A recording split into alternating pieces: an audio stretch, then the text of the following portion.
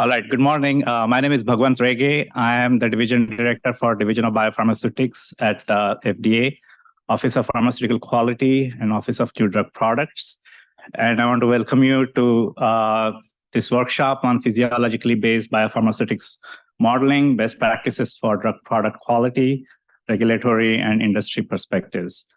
This workshop is co-sponsored by FDA, as well as the University of Maryland Center for Excellence in Regulatory Science and Innovation. So before we get into the objectives of the workshop and the agenda for the next 3 days, I wanted to talk a little bit about pharmaceutical quality, the role of biopharmaceutics in ensuring pharmaceutical quality in general, and specifically the role of PBBM in ensuring patient-centric quality. Looking at the room and the experience in the room, you probably know most of the things that I'm going to say, but I just wanted to re-emphasize again. Actually, all right, that was the last slide. All right, so that is standard disclaimer. These are my personal views and not that of the agency. So as I mentioned before, I'm from the Office of Pharmaceutical Quality, and our view of pharmaceutical quality is depicted on this slide. Everyone deserves confidence in their next dose of medicine, and pharmaceutical quality assures that the availability, safety, and efficacy of every dose. This is the classic definition of biopharmaceutics. It's the study of physicochemical properties of the drug, the dosage form, the route of administration, on the bioavailability, which is rate and extent of absorption. And we are, for the purpose of this workshop, we are talking about systemic bioavailability, and that further determines the onset, duration, and intensity of drug action. So for all practical purposes, biopharmaceutics is the discipline that connects drug product quality with clinical performance in patients. And really, it's the key to ensuring patient-centric quality of pharmaceutical products. So I've used the term patient-centric quality, but it's pretty analogous to OPQ's view of pharmaceutical quality. Every drug product needs to consistently deliver the performance as described on the drug product level in terms of safety and efficacy. It has to do it over the shelf life from one batch to another batch. And if you have generics, every single manufacturer, every product has to perform exactly the same because the label is identical. And the other part of patient-centric quality is it needs to be available to the patient when they need it. And patient is front and center for this. And to ensure patient-centric quality, you have to establish patient-centric quality standards. They are known by other synonyms like clinically relevant specifications. I personally prefer patient-centric specifications or patient-centric quality standards. Patient-centric quality standards are basically defined as a set of criteria and acceptance ranges to which drug product should conform in order to deliver the therapeutic benefit in terms of safety and efficacy that is indicated on the label. Usually, when you have patient-centric quality standards, they are linked to clinical performance rather than process capability or manufacturing process controls. So in theory, they can give manufacturers more flexibility.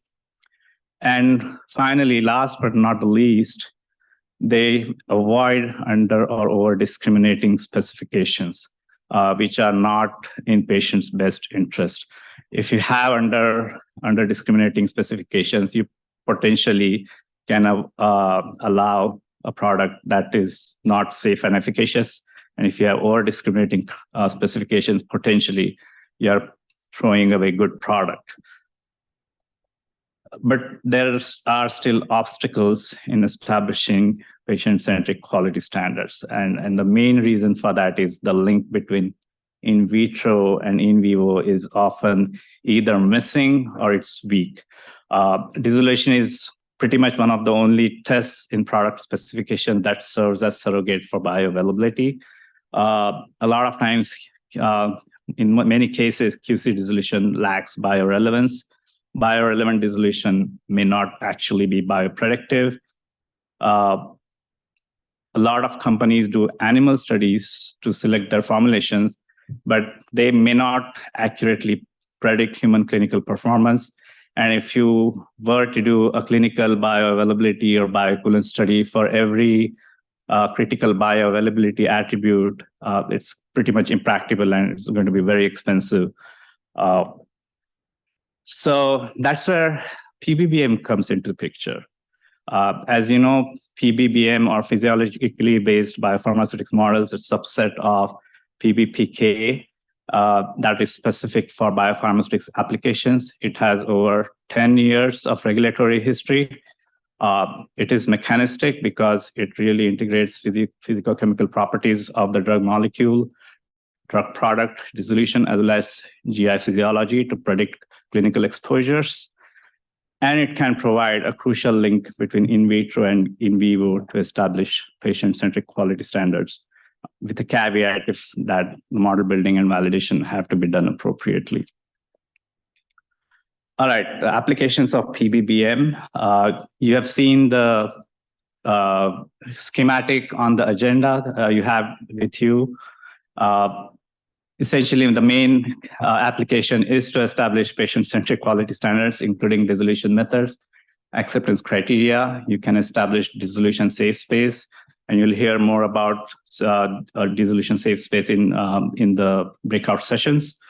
You have critical bioavailability attributes, which basically are material attributes and process parameters that can affect bioavailability, and you can set appropriate standards for those, such as particle size distribution, polymorphism, crystalline content, if you have amorphous solid dispersion, and granule properties.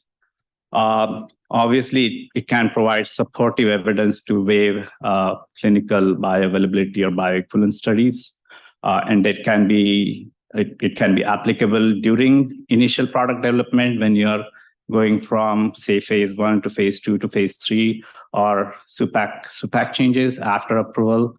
If you're changing formulation process, manufacturing site, it can be also used for biowaivers for additional strength and potential. I've only listed the applications that are in quality space. Obviously, PBPK in absorption modeling, basically you also have food effect and effect of acid reducing agents, but we are not going to discuss that in this workshop.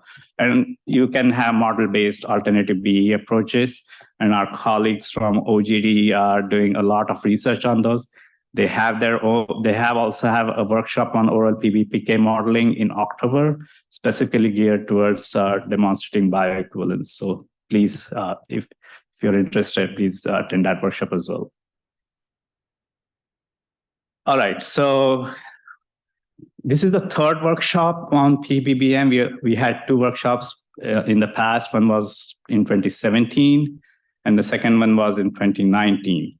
And they really laid the foundation for the knowledge sharing and scientific discussion on this topic. The first one focused on dissolution, its utility in predicting in vivo performance, to clarify dissolution terminologies.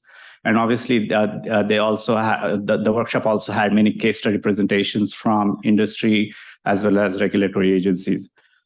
This again was continued in the second workshop, and that workshop, their initial discussions on best practices in model development, verification, and validation were conducted, as well as case studies exemplifying PBBM applications were discussed. And workshop proceedings are published, so please, you can go through them. FDA also published in 2020 a draft guidance on the use of physiologically based pharmacokinetic modeling for biopharmaceutics applications. And it provides FDA's current thinking on the development and evaluation of PBPK models for biopharmaceutics applications, or PBBMs, and applications of those models to support product quality. So we have all of this communication with industry. So why do we need another workshop? And this goes to the objectives and potential outcomes from this workshop. Science continues to evolve, and we still need to continue scientific discussion. And one of the examples is dissolution models.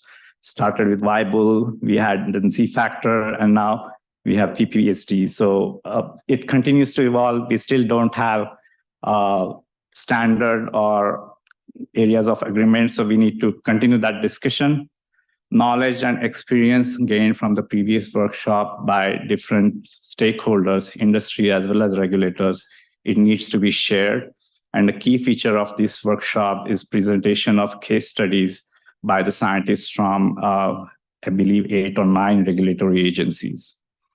We also need to continue discussion on best practices related to model input, validation, and application.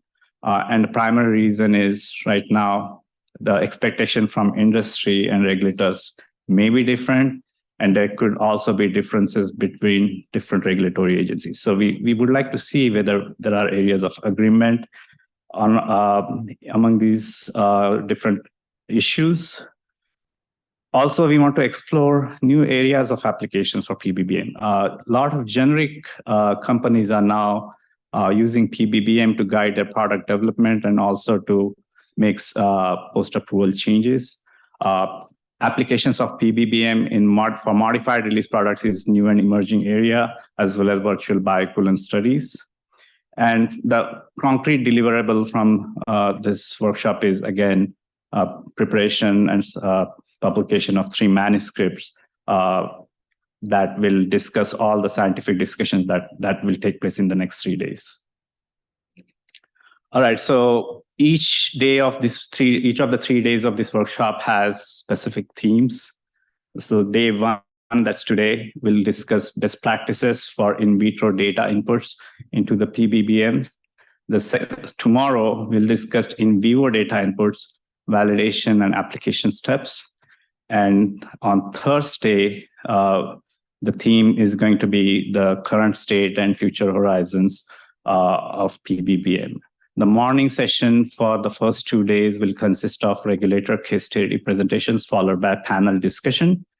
And the afternoon sessions, basically, we'll have various breakout sessions that will discuss aspects related to the theme of that particular day. For example, today, we are going to discuss in vitro data inputs, so that will involve solubility, permeability, and dissolution.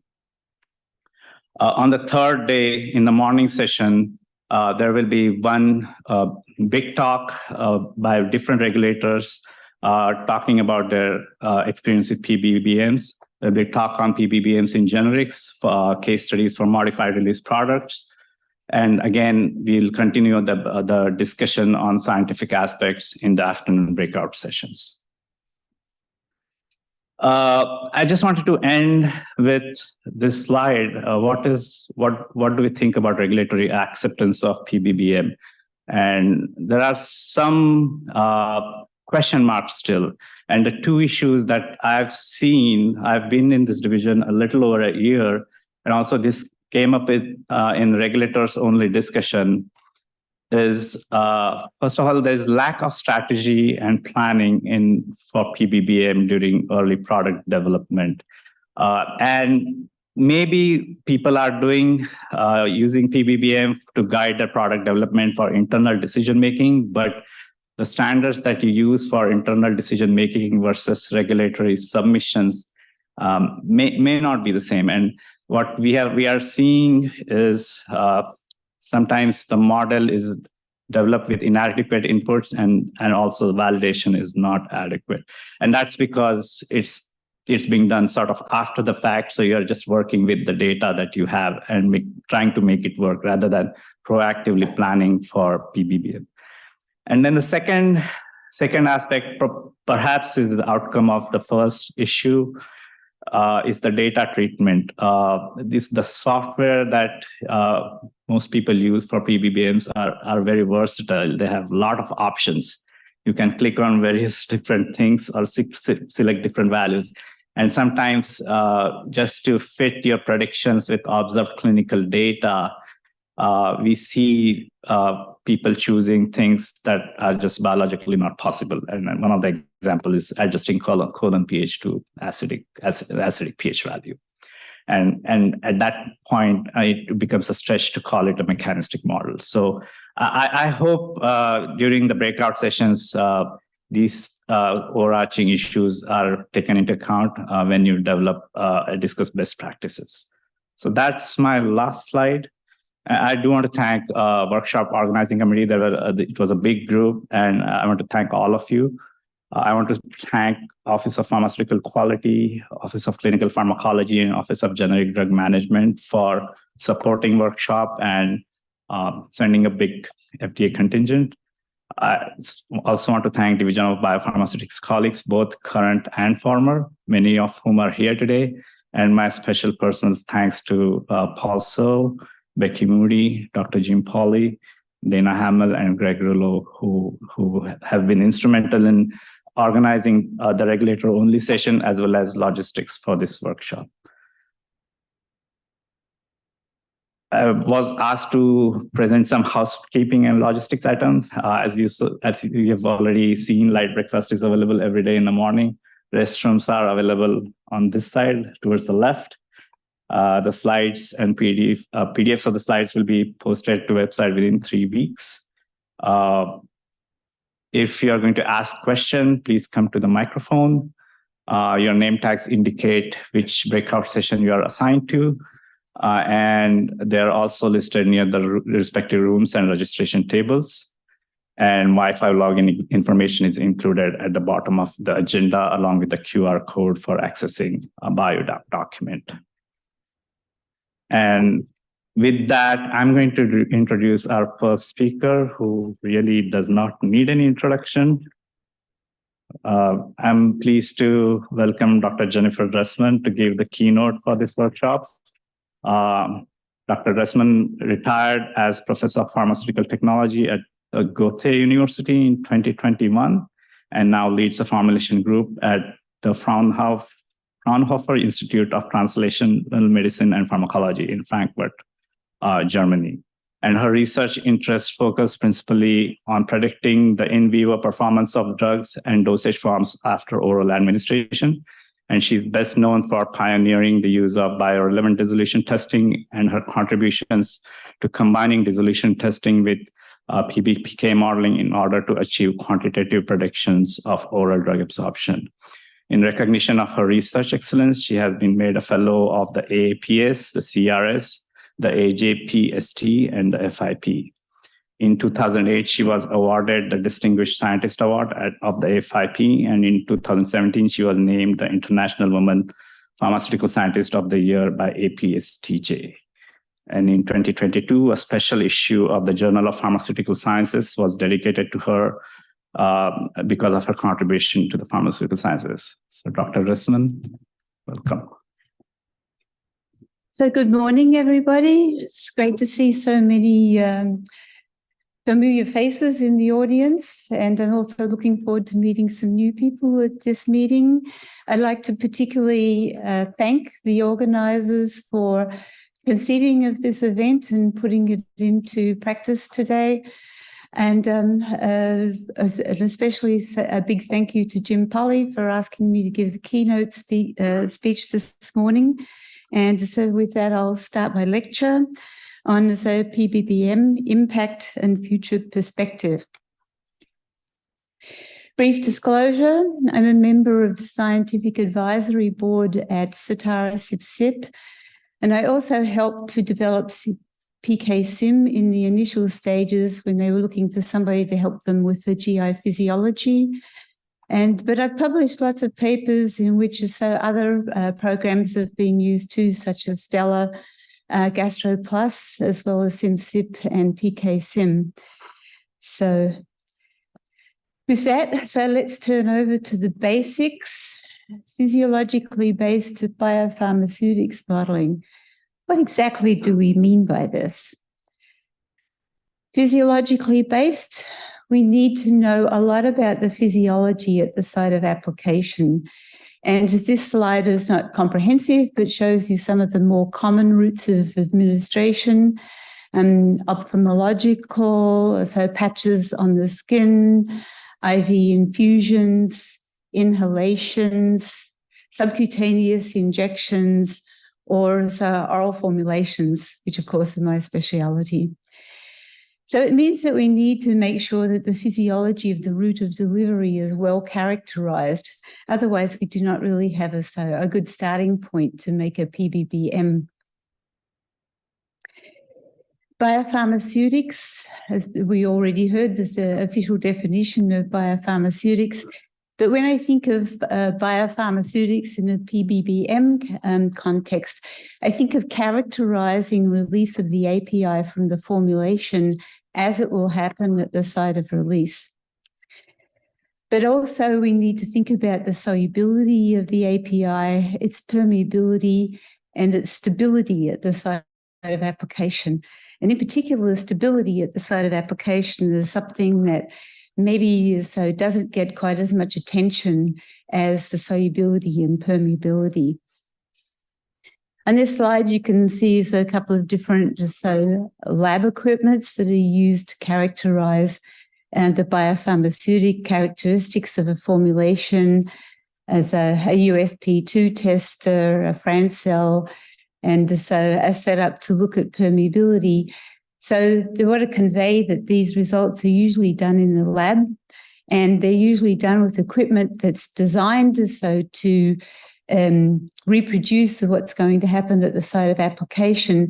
But as you can see already from these three pieces of equipment, they're not perfect. So we need to understand what the limitations of our biopharmaceutics models are and not overstep the mark in applying a biopharmaceutics model set of data into a PBPK program. Modeling, of course, means PBPK and integrating the physiological and biopharmaceutics data into an in silico model that can describe the time course of the drug's interaction with the body.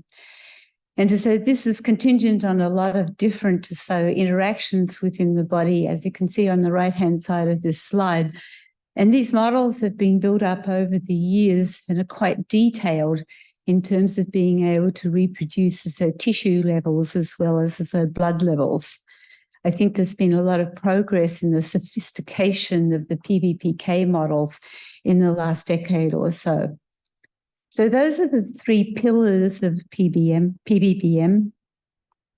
And now I want to talk about what is the state of the art in PBBM. And I'm going to start off by describing this intravenous injections and infusions. So it's important to get data that's IV when we're trying to build a PBPK model, because here we're usually applying aqueous solutions. So the biopharmaceutics is straightforward and there's no need for release. It's just the release is just determined by the rate of injection or infusion. And there's no real issues with permeability because they're all just going straight into the bloodstream. So this is used to set up our disposition function, the metabolism and the clearance and the distribution of the drug from the body. And so here, this can be achieved best, I think we'll put it this way, after an IV as administration. There are still some slight drawbacks in setting up the disposition models. In particular, Rogers and Rowland as a model for distribution may require some adjustments, especially if the compound is very lipophilic. So the model that's produced for the in vitro application of the drug needs to be supported by some clinical data to check out whether our distribution function and metabolic functions are really functioning the way we think they should be. So I'd like to highlight that before proceeding to other routes of administration, it's always a good idea, if you can get the data, to model IV data as a first step, because this forms the core model for the PBBM. Just a slight sidelight here, because we now have a model for this metabolism and elimination, we can start to model the DDIs. So there are several kinds of DDIs that are very important. Metabolic interactions through phase 1 reactions or through phase 2 reactions, transporter-related DDIs. And so what I want to focus a little bit more on this morning is DDIs that occur due to alteration of the physiology by the perpetrator at the site of delivery. So a great example of this, of course, is acid-reducing agents changing the gastric pH and therefore the GI physiology for orally as administered products.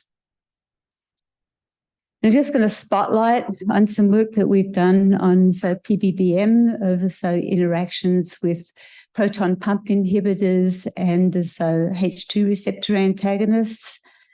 And I want to highlight that for H2 receptor antagonists and proton pump inhibitors, the high pH in the stomach is due to a lack of acid output. It is not because we're buffering the gastric pH to a higher value. Therefore, it's not a good idea to use standard USP buffers at pH 4.5 or 6.8 to try and bottle this. They have a far too high buffer capacity, and a much more productive approach is to use a biopharmaceutics approach with low buffer capacity media.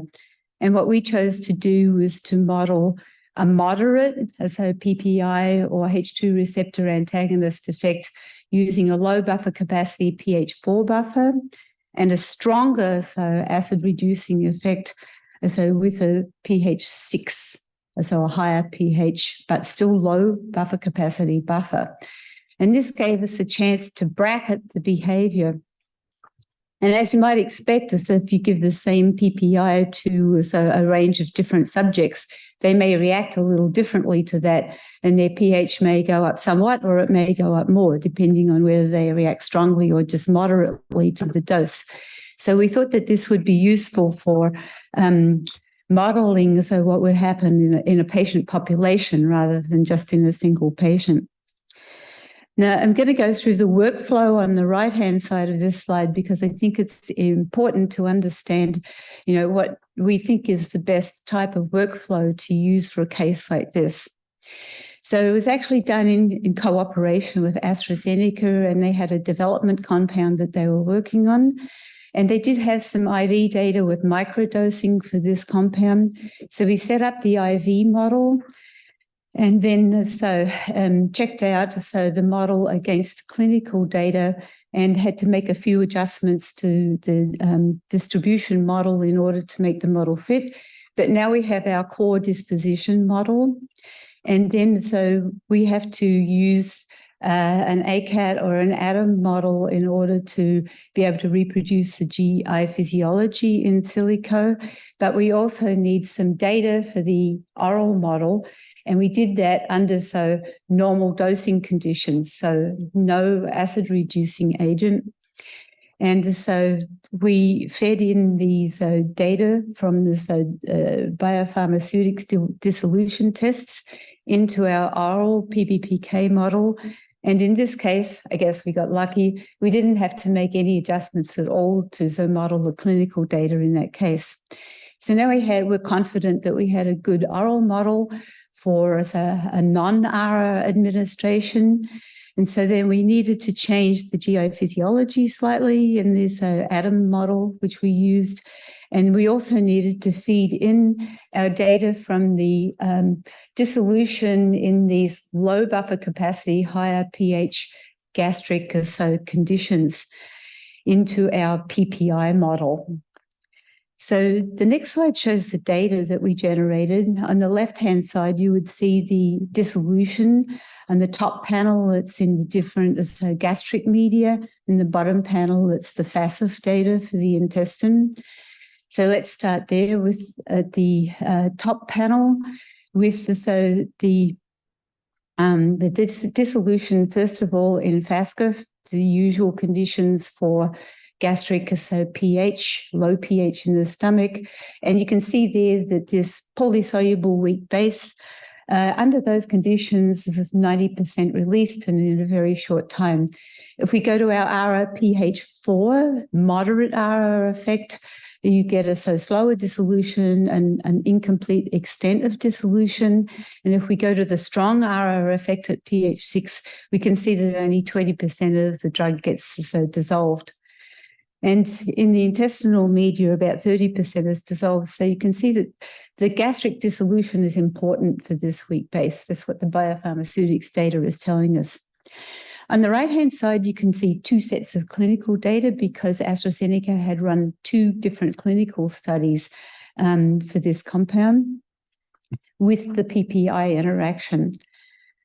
And so the orange dots in each case are the clinical data, and you can see the error bars as well. The green, so dashed lines are the predictions based on the pH4 biopharmaceutics dissolution data, and the solid blue lines so show you what the simulation was for the pH6, so low buffer capacity data. And as you can see, we were able to bracket the PPI effect in both cases for both clinical studies, even they had slightly different levels reached. But what we were also very interested to see was that we could capture the variability in the patient population, which in this case was very high in both clinical studies. So we think this is a good way to go for trying to understand how a drug might react to an interaction with a PPI. Of course, particularly important for poorly soluble wheat bases. Right, so now I wanted just to look a little bit more generally, different routes of administrations, where we do have modelling by PBBM. Again, not comprehensive, but just a few illustrative models that you can see that have been built up. On the top right, left-hand side, you'll see a standard sort of as a GI simulation. Then the middle one at the top is an ophthalmic model that could be used for PBM purposes. On the right-hand side are the key features of the airways that can be built into a model, and I'll show you the model for that a little bit later. Bottom left-hand side is a dermal model, so here applying a solution that evaporates somewhat as the drug is released. And at the middle and the bottom panel, you'll see is a sub-Q injection. So, well, up to date, we've mostly talked about in meetings like this oral formulations and so forth. And I myself, of course, as I love to work in the oral area, but I think it's really important that this concept of PBM can be applied across the board for all routes of administration. The key issue being is needing to understand the mechanisms of release and so forth and the physiology of the particular site of application before trying to head into creating a good PBBM model. So let's look at those different routes of administration, one after the other. Of course, the oral route of administration, most people in this audience are already aware about the physiology, that the gastrointestinal tract is a complex organ with several unique features. And so among the different regions, you get variability in the luminal composition, the passage time, the structure of the mucosa, and the motility patterns that occur in the area. And so it's been very complex to try and set up a comprehensive model for the GI tract. I think we've made huge progress in the last years, but we're still learning, and I expect this to evolve over the next years so that we're able to form a digital twin of gastrointestinal tract. Biopharmaceutics aspects for oral administration, we need to understand the attributes of oral formulations which are critical to release and stability.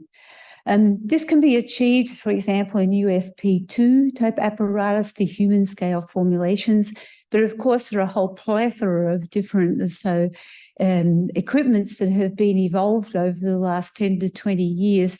And so for some special questions, you do need to consider some of those other types of equipment.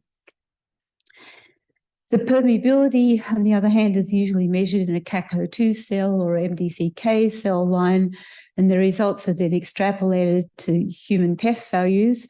And I know Han Leonidas is in the audience, and I'm sure that if anybody wants to know more about permeability, he would be more than happy to chat with them about measuring PEF.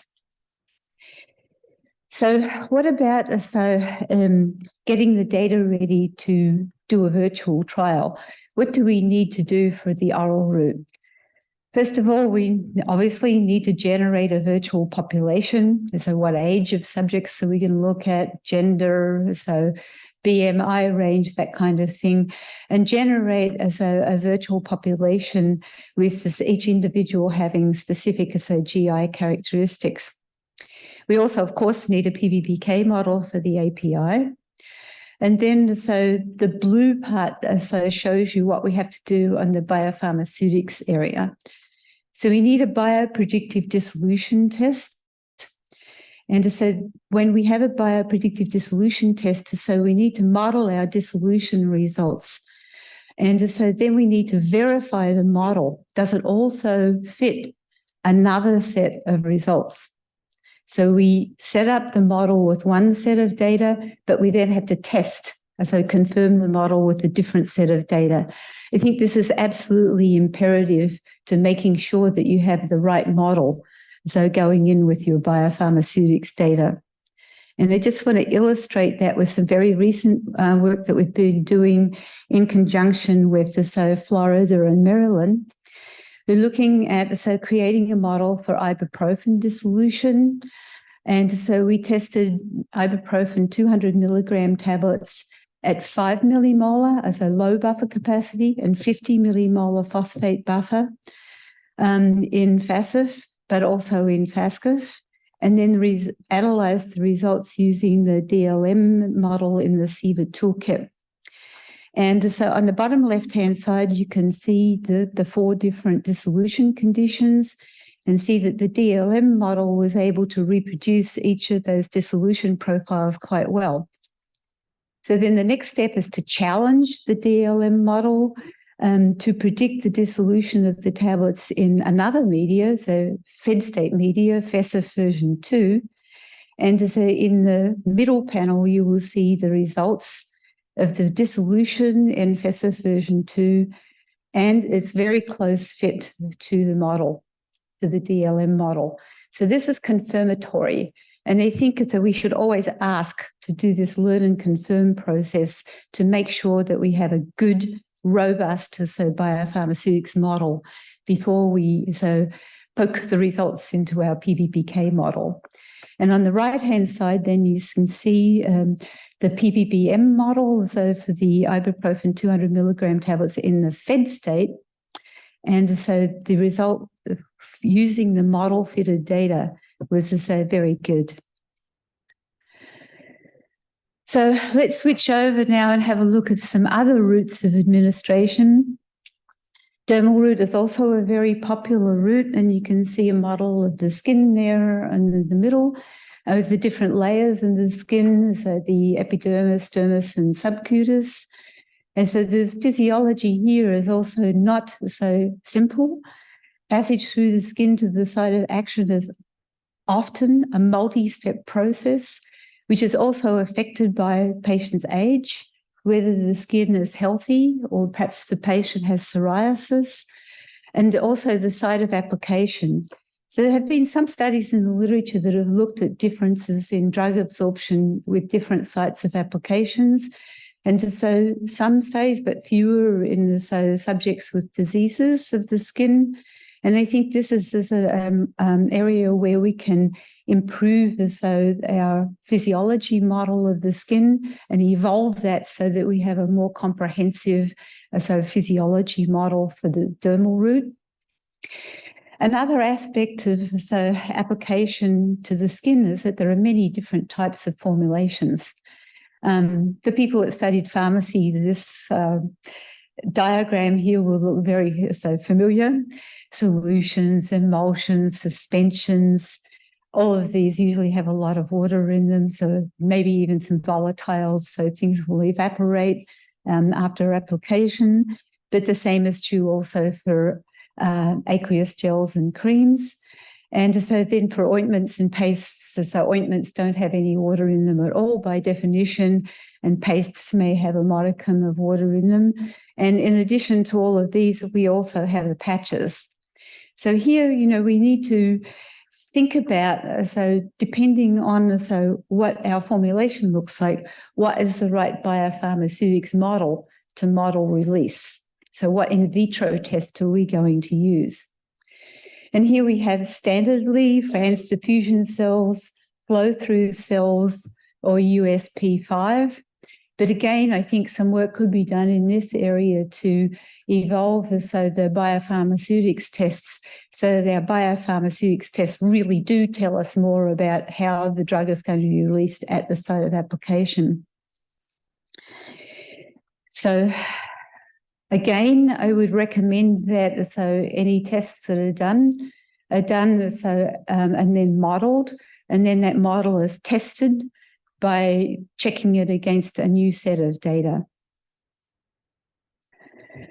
So there have been progress, even by virtual bioequivalence for the dermal route.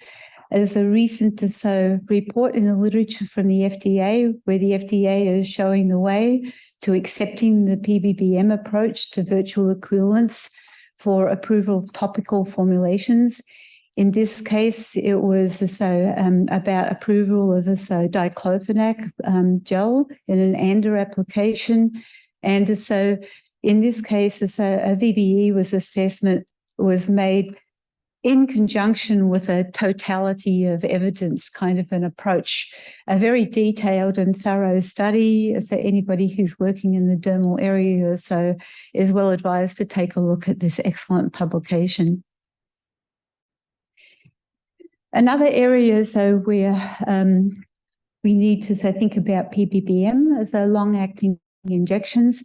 And it's interesting to note here that almost half of the long-acting injectables on the market are based on PLGA.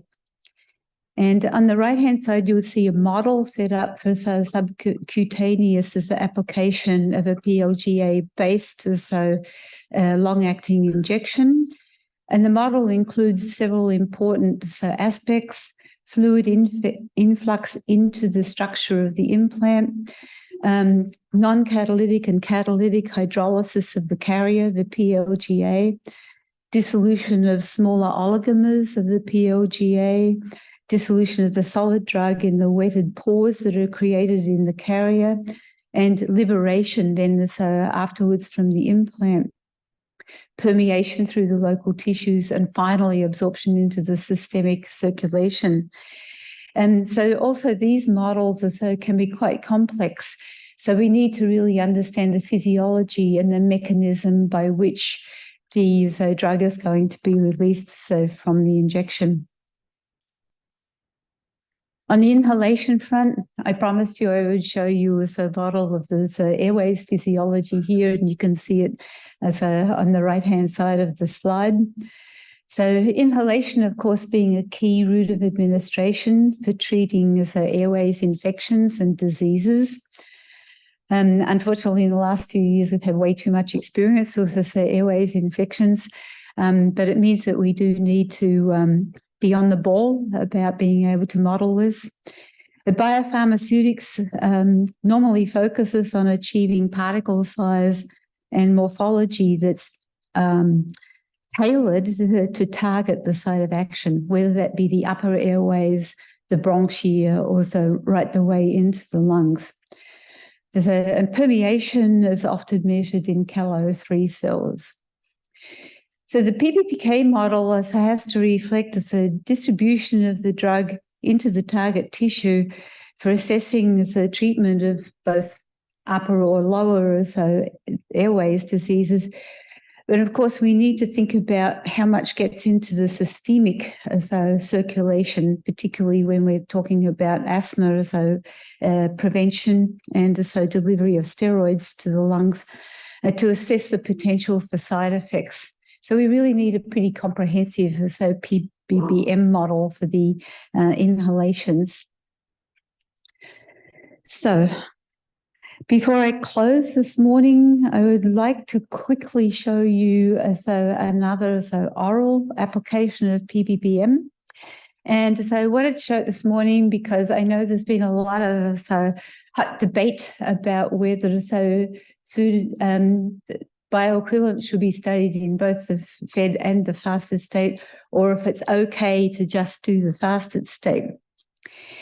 So a case example here, again in conjunction with Florida and Maryland, was itraconazole, amorphous solid dispersions, several different products on the market, but the ones that we chose to focus on was Sporanox and Tolsura.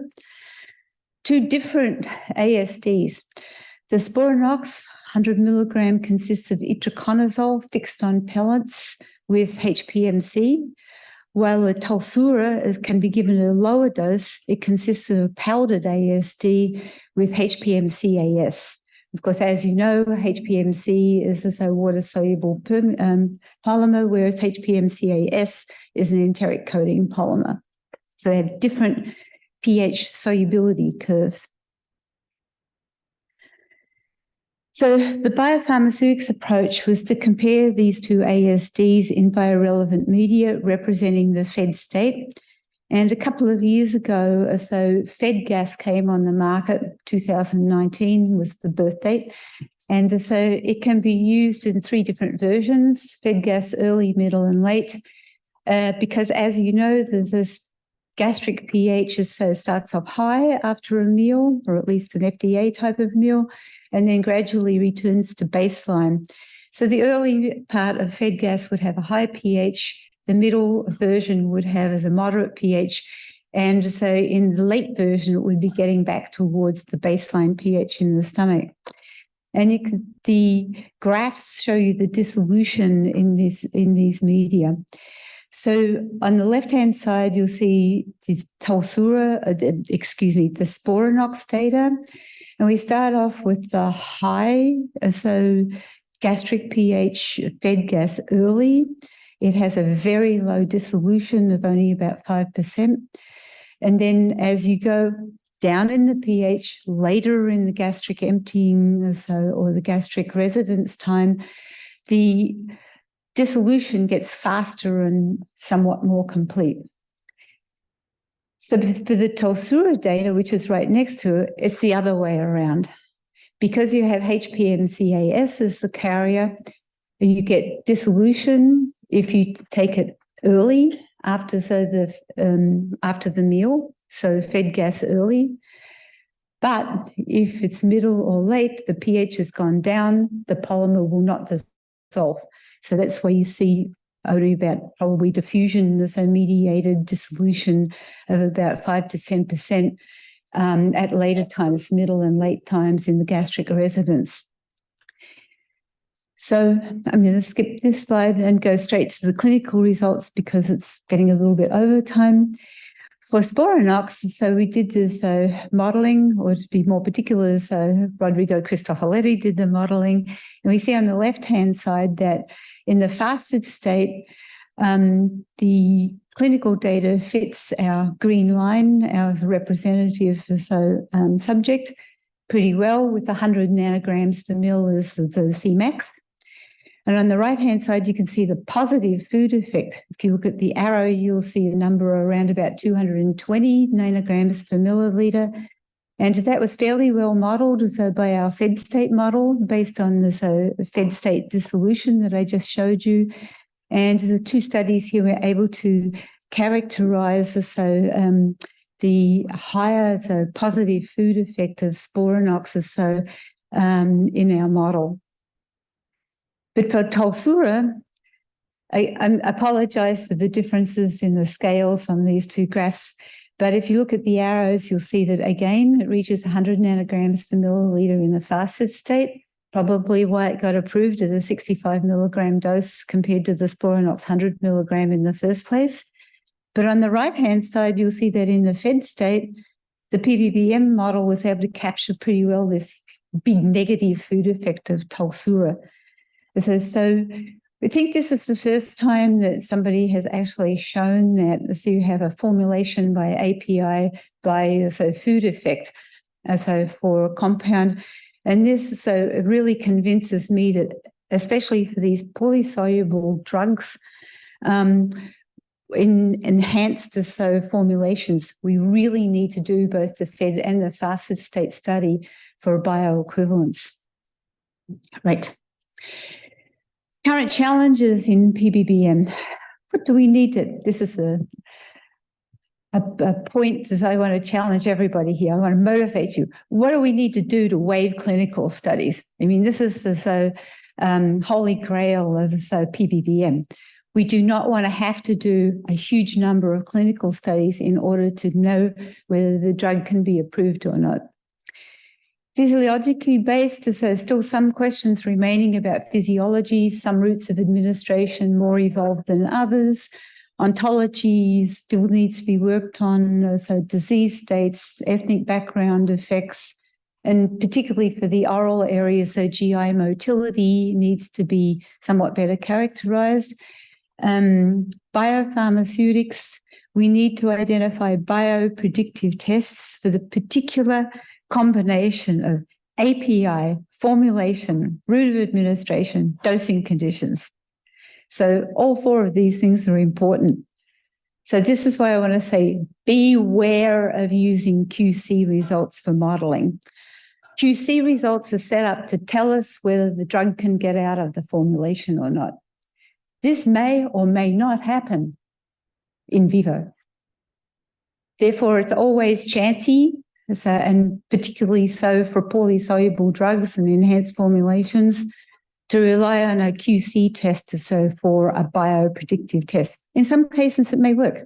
Osmotic, so pumps, for example, very robust formulation. Could probably do the dissolution in water and it would still be a good test. But for many drugs, formulations, site of administration, so dosing conditions, this is not the case. So be careful. Creating better models to translate PAP into PEF for modeling absorption.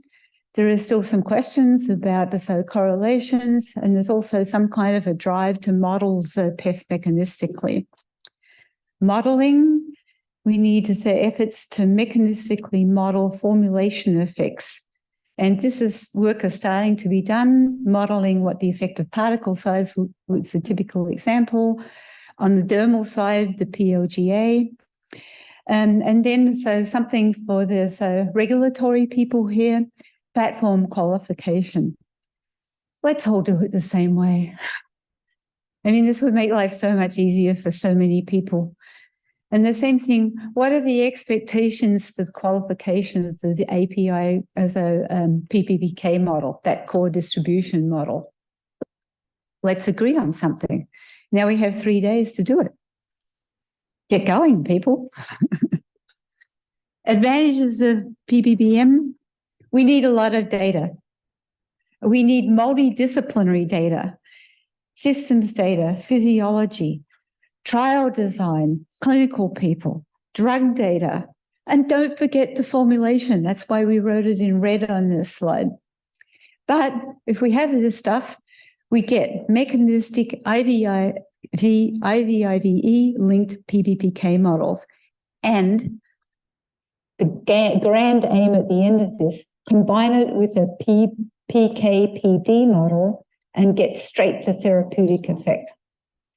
And okay, this is something for the future, but why not look far ahead to make sure we keep going on the right path?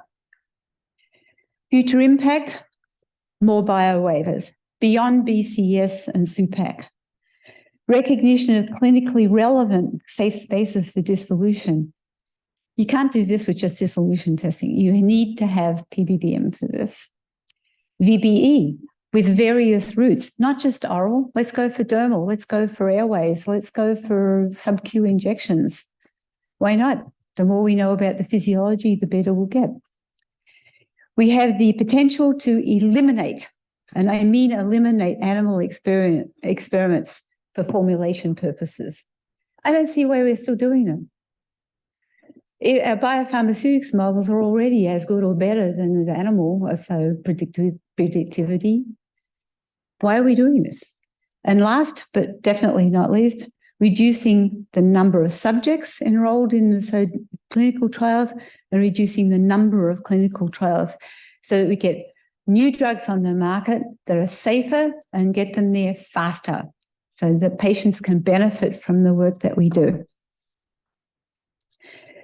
So I would go back one.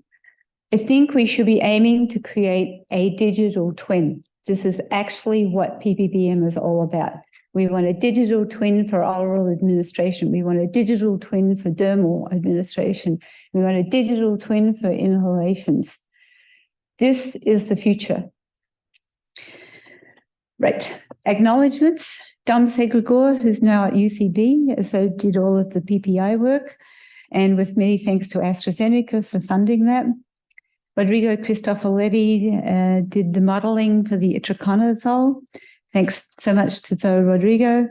And Armin, so if you've seen the presentations of Armin's before, then you've seen some of these slides before too.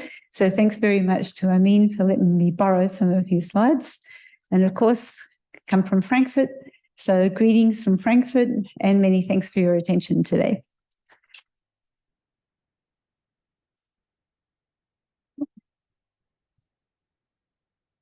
Morning, folks. My name is Paul Sell from the FDA. I'll be one of the co-moderators for this morning session, along with my colleague, Sumit Arora. In the interest of time, we're going to hold questions and we're going to move on to our next speaker. It's my pleasure to introduce Dr. Srini Veerasingham from Health Canada. I can attest, I've worked with her closely at ICH. I can attest she's an expert in biopharmaceutics. She currently leads the Division of Biopharmaceutics Evaluation 3 at Health Canada. And they deal with much of the same topics as the Division of Biopharmaceutics and FDA with regards to PBBM, comparative bioavailability, and biowaivers. With that, I'll keep it short. Srini, podium's yours. Thank you.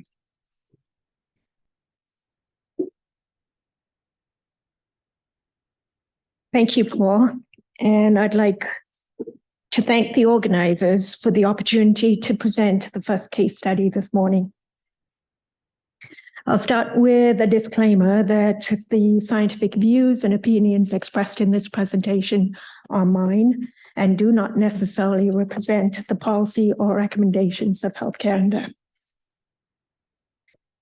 So during this presentation, I'll start with a background. I'll go briefly through the background information, including the question of interest for the PBBM.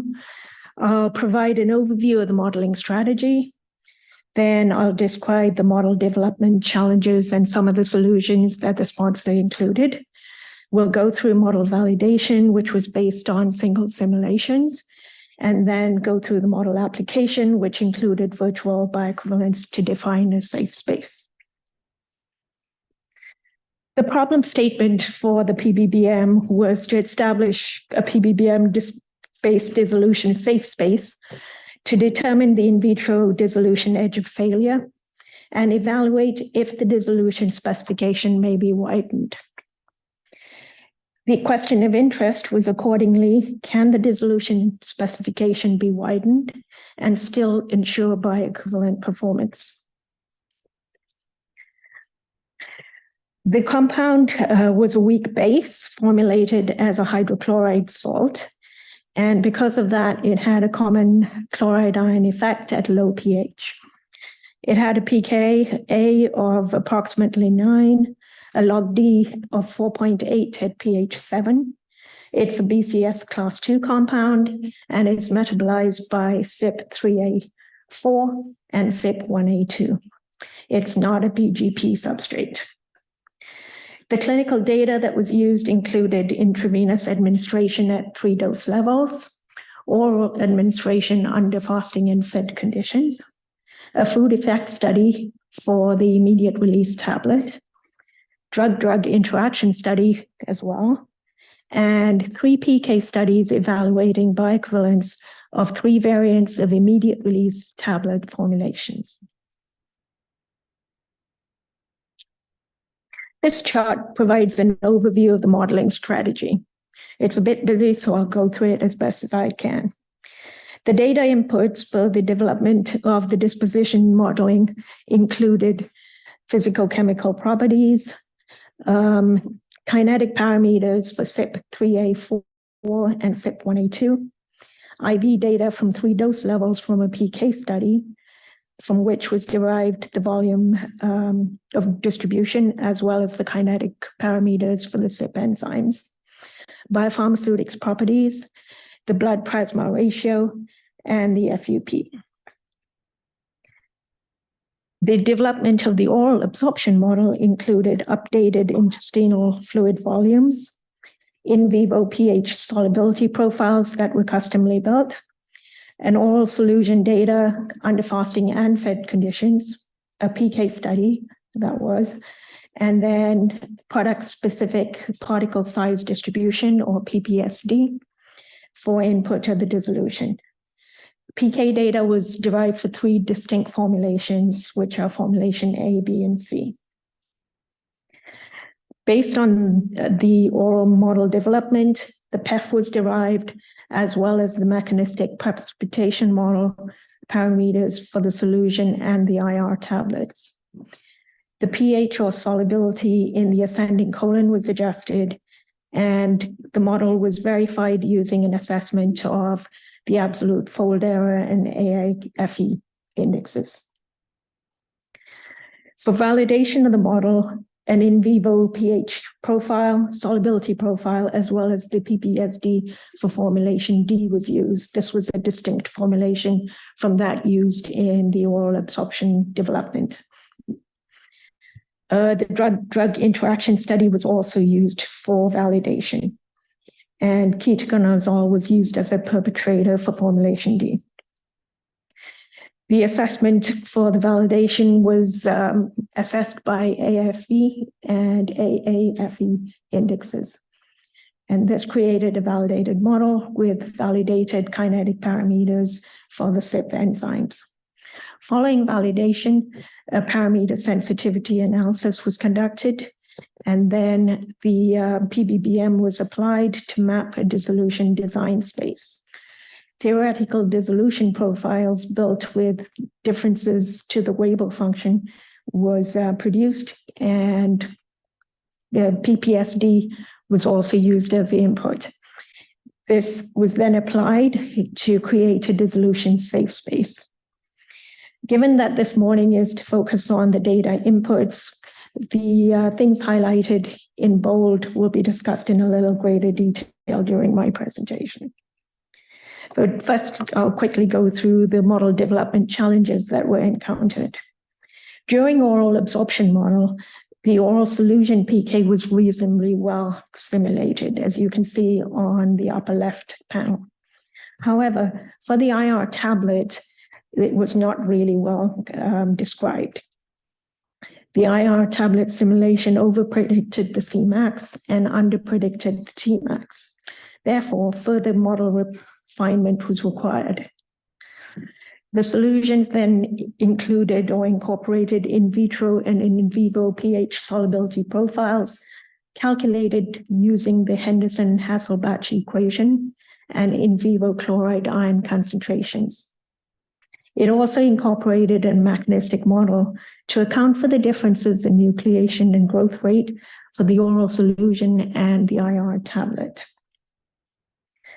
There was also an adjustment of the pH of the ascending colon based on undissolved drug amounts, and that was conducted to account for the differences in the microenvironmental pH effects. There was also a simulated in vivo solubility in the ascending colon that you would have heard this morning referred to as being questioned as to being whether it was biologically plausible. Following that, following all these solutions being incorporated into the model was much better predicted, and the IR tablet model was validated, as you can see in the lower graph that's shown. The model was then applied to establish a dissolution safe space and evaluate widening of the dissolution specifications. One of the challenges in modeling for this product was the common chloride ion effect. As shown in the graph, the aqueous solubility of the drug, being a hydrochloride salt, decreases in the presence of chloride ions due to a common ion effect at a pH less than 3.5. The in vivo pH solubility profile was assumed, therefore, to be specific for each formulation, meaning solution versus tablet, and for each prandial state, fasting versus fed. You can see also from the graph that at a stomach pH, which would be low, and a high chloride concentration, there would be a decrease in drug solubility, and it would be expected that the dissolution rate would also be lower. The pH solubility profile varies with the volume of water administered with the drug product and or the prandial state, and this provides the basis for considering that the pH solubility profile would be specific for different formulations, which were administered with different volumes of water and also with different meals, which could account for some of the water. The chloride concentration is considered to be high through the GI tract until the colon, and therefore would be unfavorable for dissolution. At the colon, a longer residence time and a lower chloride concentration would allow for drug dissolution. The pH that the sponsor used was obtained from in vitro experiments, and that was used to account for the estimated amount of undissolved drug. The pH in the ascending colon was therefore changed from 6.8 to 4.86. An indirect dissolution input using the PPSD approach was also incorporated. The dissolution was assumed to be controlled by the dissolution of a drug through a stagnant film layer surrounding the dissolved particle, as described by Pepin et al. The in vitro dissolution rates were fitted to a PPSD. As you can see from the graph, these were validated by using the PPSD to predict different dissolution at different pHs. At pH 1.3, pH 2, and pH 4.5, which is the upper two panels and the lower left panel, the prediction is pretty good, and it agrees with what would be expected and measured experimentally. Using the surface at pH 6.8, however, the PPSD and the bulk pH solubility over-predicted the dissolution rate, and that's seen as a solid line in the lower right panel. Using the surface pH solubility at pH 6 improved the prediction, and that's partly due to the calculated solubility, which was 10 times lower. However, despite the improvement, it now underpredicts the expected pH profile, and that's the dashed lines you see. The PPSD was used as input to simulate the in vivo dissolution for the ACAP model. Based on simulations, about 80% of the dose dissolves in the stomach within 15 minutes. About 50 milligrams of the drug precipitates at a pH greater than 6 in the small intestine and then slowly redissolves. This is supported by the low solubility at pH 6 to 7.4 and the slow in vitro dissolution at pH 6.8. Also, some drug remains undissolved and decreases pH as it reaches the ascending colon. This shift in pH that's caused by the undissolved drug then promotes drug ionization and increases dissolution and absorption. This is consistent with the low bioavailability that is seen for this drug and the long Tmax. Parameter sensitivity analysis was also conducted, and this was used to assess parameters that had an impact on Cmax and AUC. The identified parameters were a number, and the main ones are listed here, which is the small intestine transit times, the small intestine and colon fluid volumes, and the ascending colon pH. So I'll go through a couple of the comments that were derived from the regulator-only discussions on this model. The approach for modeling in vitro drug solubility profiles resulted in an increased complexity of the model, and this was balanced by an improvement in predictions. The focus was on the most impacted GI regions, the stomach and the colon. And this was done in part, once again, to reduce model complexity. But in general, it was considered that the same effect should have been considered across the whole GI tract. There was also uncertainty regarding the degree of change in the ascending colon pH. As precipitation is a key consideration, experimental data is recommended. For PEF, a fitted value was considered adequate as this was a highly permeable drug. It was fitted to PK data for the oral solution obtained under fasting conditions and was then verified by simulations conducted under fed conditions. But in general, an experimental apparent permeability value from data obtained from in vitro permeation assays is preferred as well. The PPSD in this case was underpredicts dissolution, at pH 6.8, despite the correction for the surface pH. Considering the drug physiochemical properties, that is the log D and the pKa, one would expect that there could be possible lysosomal trapping. However, the sponsor clarified that the volume of distribution was accurately predicted when comparing to IV data obtained at 3 dose levels. So moving on now to model validation. 3 data sets that were independent from those used in model development was used for the validation. The PPSD and in vivo pH solubility profile specific for formulation D were derived, and single simulation comparisons to observe PK profiles from 3 clinical studies were used in the validation. Also, additional validation from a food effect study that included low-fat and high-fat meals, and a drug-drug interaction study with ketoconazole as the perpetrator were included for the validation. Acceptance criteria were met for most studies, except for AUC in 1 PK study with an AFE of 1.35, and Cmax for the low-fat, low-calorie simulation at AFE of 1.27. Overall, model validation was considered adequate for the intended use of the model. For model application, the aim was to define a dissolution safe space.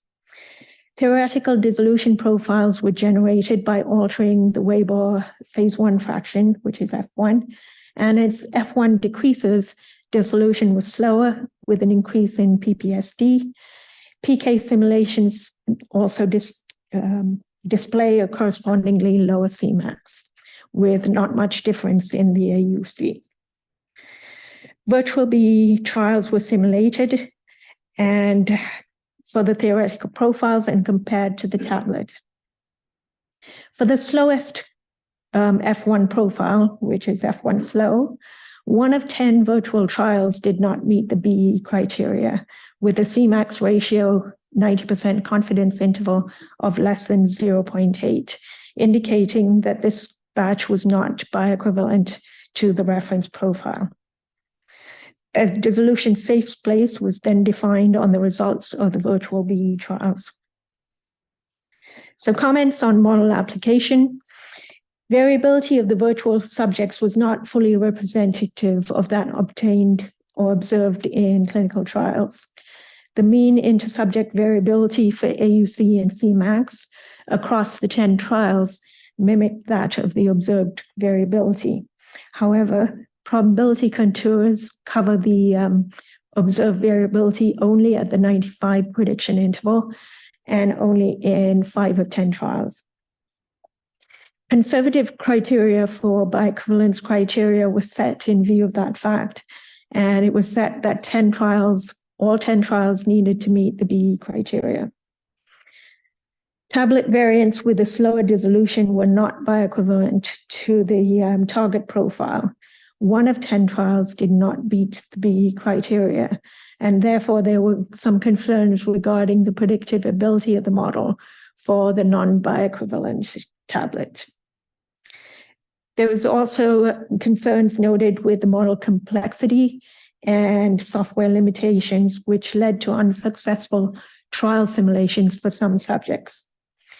42 subjects, virtual subjects, were included, and only the first 32 completed subjects for the reference formulation and the corresponding subject simulations for the test formulation were used in the analysis, as not all the subjects ran to completion. Model risk was considered low per the credibility assessment framework. Therefore, virtual B supports the defined safe space and was considered to allow permitting widening of the dissolution specifications. So in summary, a PBBM for a weak-based compound was created with a mechanistic approach for an in vivo pH solubility profiles that consider the common chloride ion effects and precipitation. The assumptions about precipitation were noted to be not supported by experimental data in this case, and that's something that regulators would prefer to see. There were some limitations that were noted related to the model complexity. One was the focus on GI tract regions such as the stomach and the colon, and the unsuccessful trial simulations for some subjects. Validations based on single simulations was considered adequate, but some concerns were noted for the virtual BE trials, and that was variability or prediction for the non-bioequivalent tablet variant. Overall, model risk was considered low, and the dissolution specification was considered that could be widened within the defined safe space while maintaining a bioequivalent performance if some margin of error was also built into the specifications. I'd like to acknowledge Arthur Kumu, my colleague, who's also here with us today, for being the reviewer on this model. Our pharmacometrics team at Health Canada, they're with the biostats and epidemiology unit, Our colleagues from Anvisa, EMA, FDA, MHRA, and PMDA, who participated in scientific discussion of the case study. The Amgen team, John Chung, Ryan Mulder, Yikong Liang, Mario Canaviga, and Xavier Pepin from Simulations Plus. Thank you for your attention.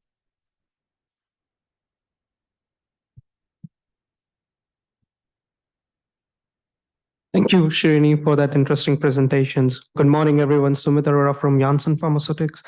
It's my pleasure to invite the two speakers for the next case study. We have Dr. Anders Lindahl, who is the quality assessor at Swedish Medical Product Agency's Uppsala. And we also have Flora Musamba, who is currently the pharmacometrics and pharmacovigilance internal expert at the Belgian Federation Medicines Agency. With that, the floor is yours. Good morning, everyone. So I'm Anders Lindahl, and together with my colleague Flora here, we will present case study number 2. So this case study is about the drug product Surampic from AstraZeneca. So it's an immediate release tablet containing the active substance lesinurad. And the software used for this modeling was GastroPlus. And this work was actually done in 2015. So we didn't know that much back then about this type of work. So I think this could be one of the first approaches to use PBBM, actually, but I'm not sure. And the usual disclaimer, we will present our personal views here. And this is the overview of the presentation. So first, we will talk a little bit about the purpose and regulatory impact of the model. And then we will come into the modeling strategy and then the model building. And after that, the evaluation of the predictive performance of the model. And then the parameter sensitivity analysis, if we have time enough to do it, because we have quite a lot of things to talk about here, but not so long time. So we will see. And then as point number 6 here, we will talk about the simulation of the intended scenario. And then a few words about the credibility matrix, and we will sum up with the conclusions. So the purpose of the model was to justify a dissolution specification for the drug product with the Q 80% at 30 minutes for this drug product.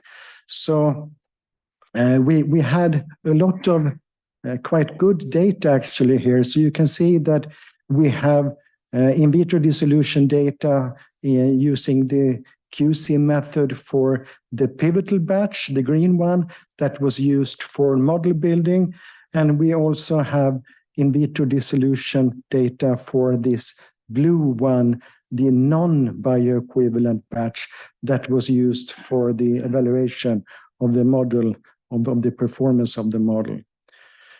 So the drug product, it's a BCS class 2 product. It has an acid, the active substance, a free acid. So it has a low solubility in the stomach, but a high solubility in the small intestine.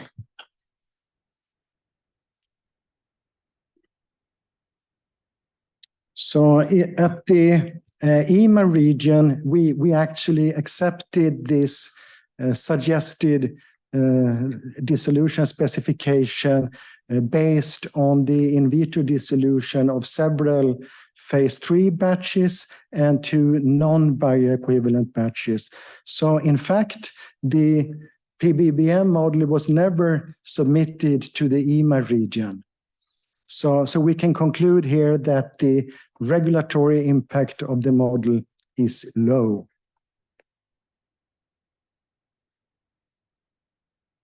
And this is a picture from the publication from Pepin et al. In 2016. It describes an overview of the model strategy. And as Professor Dressman said before, it's always a good idea to start with IV data if you have that. And exactly that they have done here. So they have extracted the pharmacokinetic parameters from IV data and then combined that with the oral absorption profiles and the physicochemical properties of the API to create this absorption model.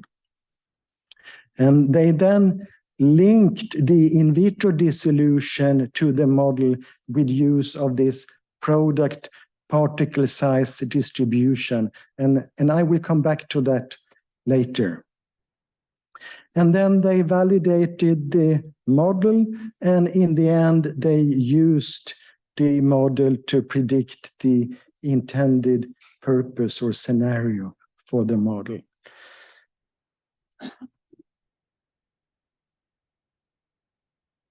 Okay, so we will say a few words about the model building then. So it was a top-down, data-driven approach to create individual models. So one model for each subject in the clinical study. So first, as I said, they extracted the pharmacokinetic parameters. And of course, it's the best way, I think, to do that, to do a top-down approach to extract the pharmacokinetic parameters. And then they also fitted the effective permeability. And when we discussed this, we said that it's preferable to the regulators to instead use a bottom-up approach to start, for instance, with the CACO2 values and then translate that to effective permeability. The company also fitted the gastric emptying time to the oral plasma profiles. And finally, they changed the physiological model in GastroPlus by reducing the water volume both in the small intestine and in the colon. So when we discussed this, we said among the regulators, we said that there are uncertainties in the gastric emptying, in the effective permeability, and also in the change of water volume in the small intestine and colon. So as I said before, they used this product particle size distribution approach to link the in vitro dissolution to their model.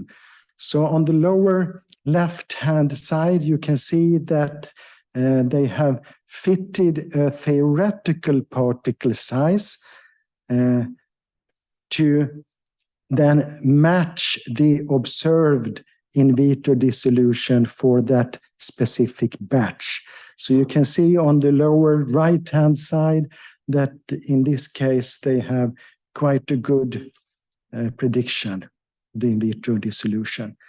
They also then change the formulation. So from immediate release tablet to a enteric coated tablet in order to prevent any release of the drug substance in the stomach.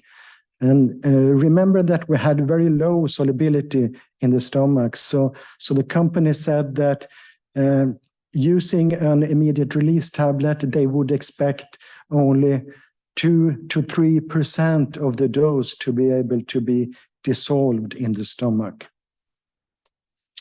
When we discussed this among the regulators, we said for this purpose of the model, it's an acceptable approach and justified to use this product particle size distribution. And the company had shown, as in the case number 1, that the model was able to predict at several pH values the in vitro dissolution. We also said that if the purpose for the model would have been to set the API particle size specification, then we would have liked to see more data, as the in vitro dissolution not only is effective by the particle size of the API, but also of, for instance, manufacturing parameters as the granulation time, for instance. And in some subjects in the clinical study, they observed double plasma peaks after the oral administration.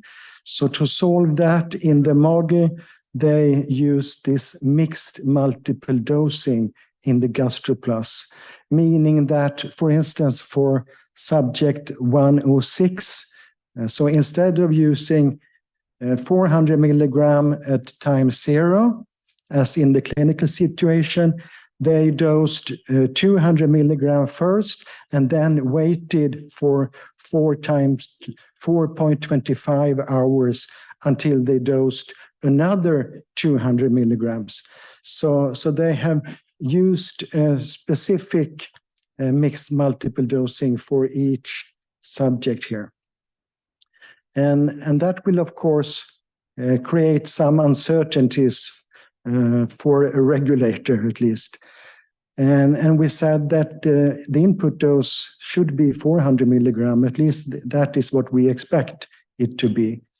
And we also said that we would like to see some kind of justification of this very long gastric residence time in some subjects in the fasted state, for instance, more than 5 hours in one subject. Okay, so we have come to the evaluation of the predictive performance of the model. So the company then, the first step was to trying to predict the pivotal batch that was used in the model building. So kind of a back calculation here. And the company said that they got a satisfactory prediction. And looking at the data, it seems like at least AUC seems to be under-predictive. So you have the prediction in red bars and the measured values in the blue bars. And remember that the Cmax was, of course, predicted with use of this mixed multiple dosing approach for each subject. When we discussed that, we said that in the perfect situation, we would like to know what type of prediction error would be acceptable for this drug product. So we would like to see more information about that from the company. And the second step was to trying to predict the non-bioequivalent batch. So in order to be successful there, the company had to reduce the dose in the GastroPlus simulation to compensate for the lower AUC observed for that batch. So instead of using 400 milligram in those simulations, the company used 352 milligrams in that. And they concluded that the model could adequately predict the Cmax ratio between the pivotal batch and this non-bioequivalent batch. And this is, of course, at least to me, this is not an acceptable approach, at least not during the evaluation of the predictive performance. And we also discussed that only to reporting the ratios between these two batches is not perfect. So we would like to see a full prediction of both those included batches here. So the conclusion here is that the model is actually not able to predict this non-bioequivalent batch. And then a few words about this parameter sensitivity analysis. So in the guideline, it says, at least in Europe, in the EMA region, it says that all uncertain parameters should be included in this parameter sensitivity analysis. And all those parameters are also including all fitted parameters. So in this case, we would like to see, you can see here on the left-hand side, well, I should say that the company used one parameter sensitivity analysis for each subject and batch. So on the left-hand side is the parameter sensitivity analysis for one subject and the pivotal batch used in the model building. And on the right-hand side is the parameter sensitivity analysis in the same subject, but for this non-bioequivalent batch. So the gastric residence time, we missed that here. And we also would like to see some kind of simulations about to tell us how the changes in the gastrointestinal volumes and the formulations which would affect the modeling. And finally, we think that it's quite difficult for the assessor to understand, for instance, how the particle size, if that will change, how that will affect this product particle size distribution approach that will affect the in vitro dissolution. So I think we will switch presenters here. And I need to precise that Anders is actually the expert. I'm just the guest star invited here.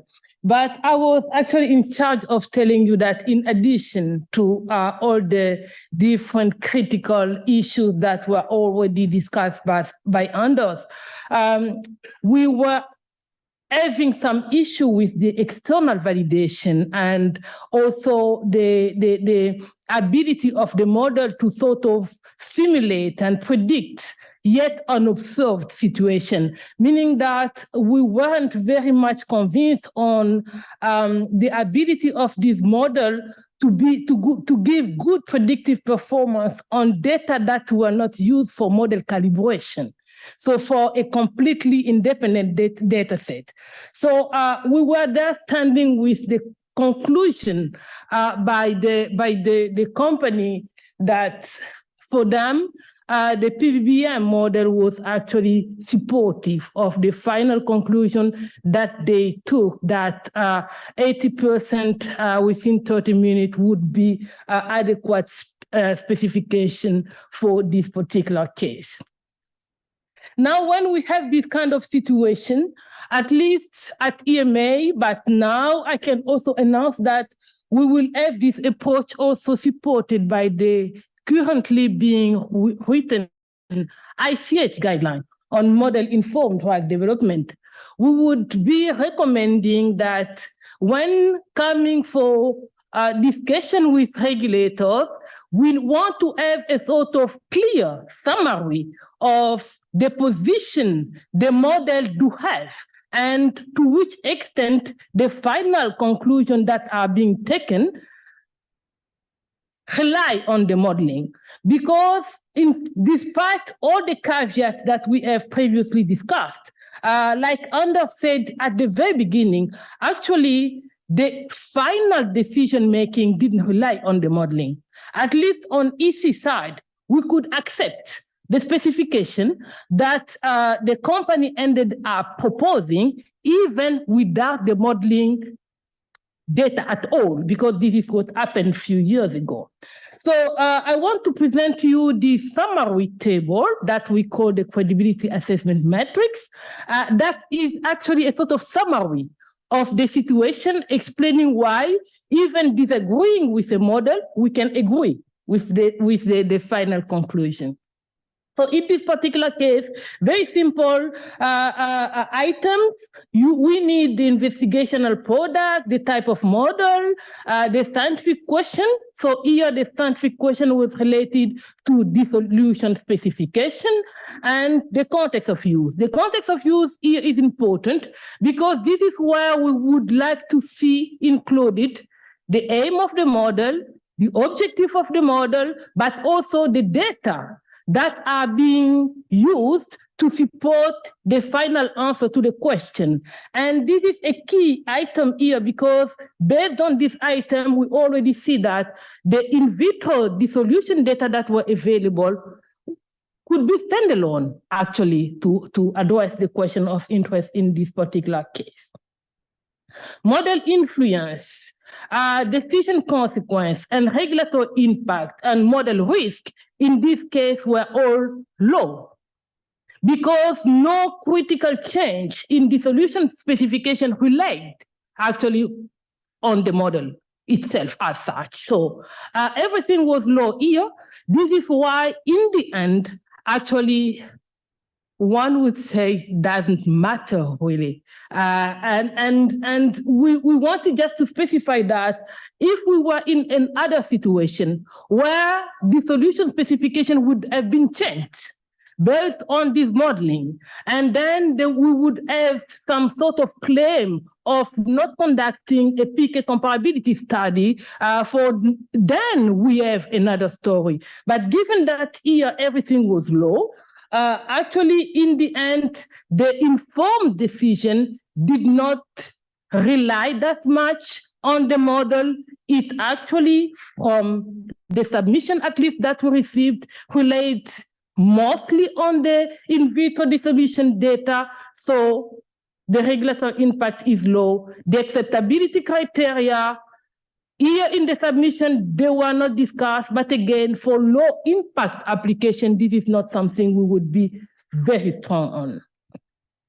Now, to make a long story short, we say that the specification that were proposed in the end would have been accepted without the model. This is what makes all of these low regulatory impact application, low risk application, but still for the doing this exercise comprehensively, we wanted to say that we did identify some caveats in what were submitted to us, including the fact that this model was really heavily data-driven, whereas we would have expected it to be more of mechanistic model. We had an issue with external validation. The verification approach was a little bit carried some limitation, and also the virtual trial did not go out of the space of the calibration of the model. We end where we started. We would have accepted without the model. This is why the model caveat didn't really make a big difference from us. Thank you. So it's my pleasure to introduce our next speaker. Dr. Rebecca Moody.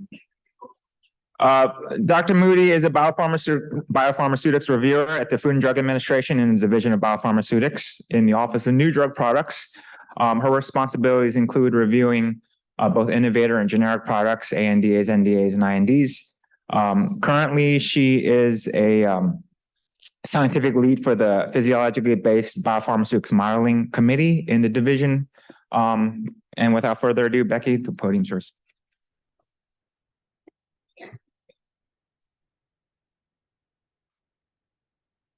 Okay, I'm going to be presenting on case study 3, acalabrutinib capsules.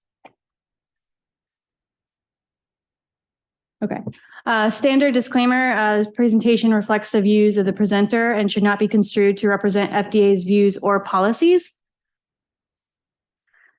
An overview of my presentation, I'll just give a quick background on how the case study came about, biopharmaceutics of acalabrutinib capsules, and ADME properties, the model objective and strategy, model development, validation, and application, and then I will end with a case study summary. So acalabrutinib capsules was a mock case study submitted to health authorities for review based on publicly available data from the following publications. The first 2 publications describe a model that was built in GastroPlus. The final publication listed incorporates mechanistic oral absorption modeling, mechanistic oral absorption in a DDI model built previously in SimCip. And for this exercise, only the modeling files for GastroPlus were available, so that is what this presentation will focus on. Acalabrutinib is a kinase inhibitor indicated for the treatment of adult patients with mantle cell lymphoma who have received at least 1 prior therapy. Its recommended dose is 100 milligrams taken orally approximately every 12 hours with or without food. It's a weak diprotic base. It exhibits low solubility and high permeability, and therefore it's BCS class 2. It has moderate lipophilicity with the log P of 2, and it's rapidly absorbed with a short oral half-life of about 1 hour, and its absolute oral bioavailability is 25%.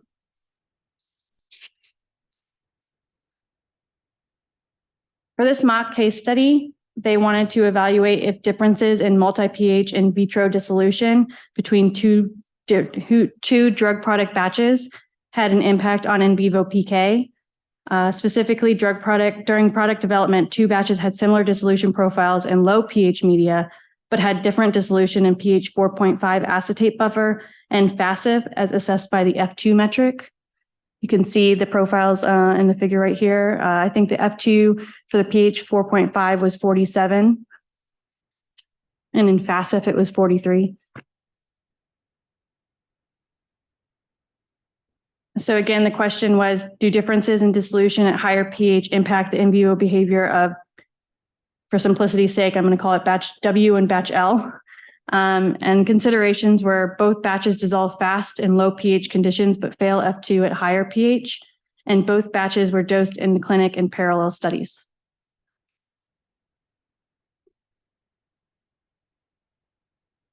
Here's an overview of the modeling strategy. Similar to lesinurad, it was a top-down analysis of absolute bioavailability, where 8 subjects were dosed with 100 milligrams of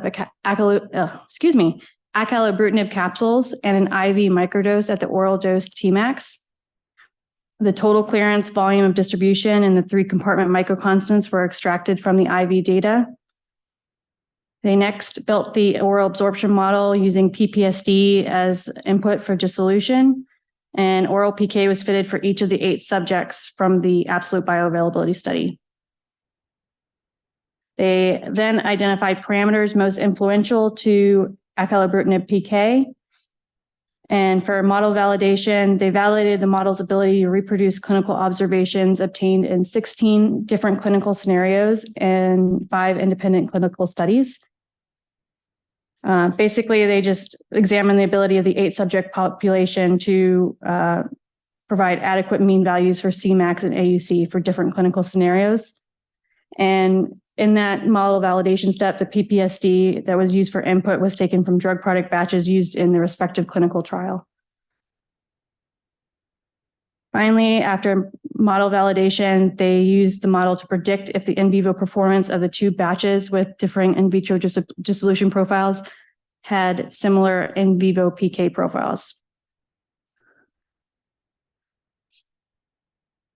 So we're moving on to model inputs. The bulk solubility profile of acalabrutinib was input into the model, but the stomach pH was adjusted to acalabrutinib surface pH. That's because acalabrutinib is a weak base, so the surface pH is much higher than the bulk pH, and the solubility at the surface is much lower. And since it's the solubility at the surface of the drug that's driving dissolution rate, the applicant adjusted the pH in the stomach to better capture in vivo dissolution. And you can see in the bulk solubility versus surface solubility graph on the left, the bulk and surface solubility were converging around the second PK parameter of 5.8.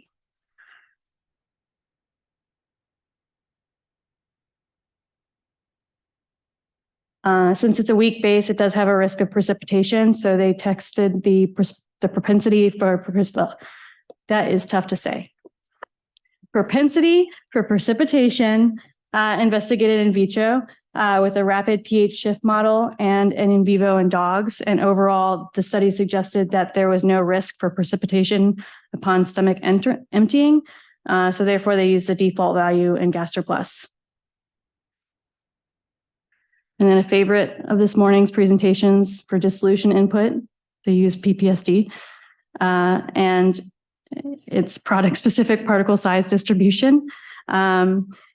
It's based on the diffusion layer film theory with the Nernst-Brunner model. It attempts to integrate drug formulation and drug substance properties into a batch-specific bin size, not distribution, because it's not really a distribution, to determine a distribution of the particles that fit the observed in vitro dissolution profile. It's essentially based on the effective surface area available for dissolution. Some considerations for using the PPSD for input in your model is the predictionability of the PPSD needs to be validated in several pH media. You should use the appropriate number of in vitro dissolution data points to capture the full profile. And when fitting PPSD, we encourage using fewer number of bends to avoid overfitting.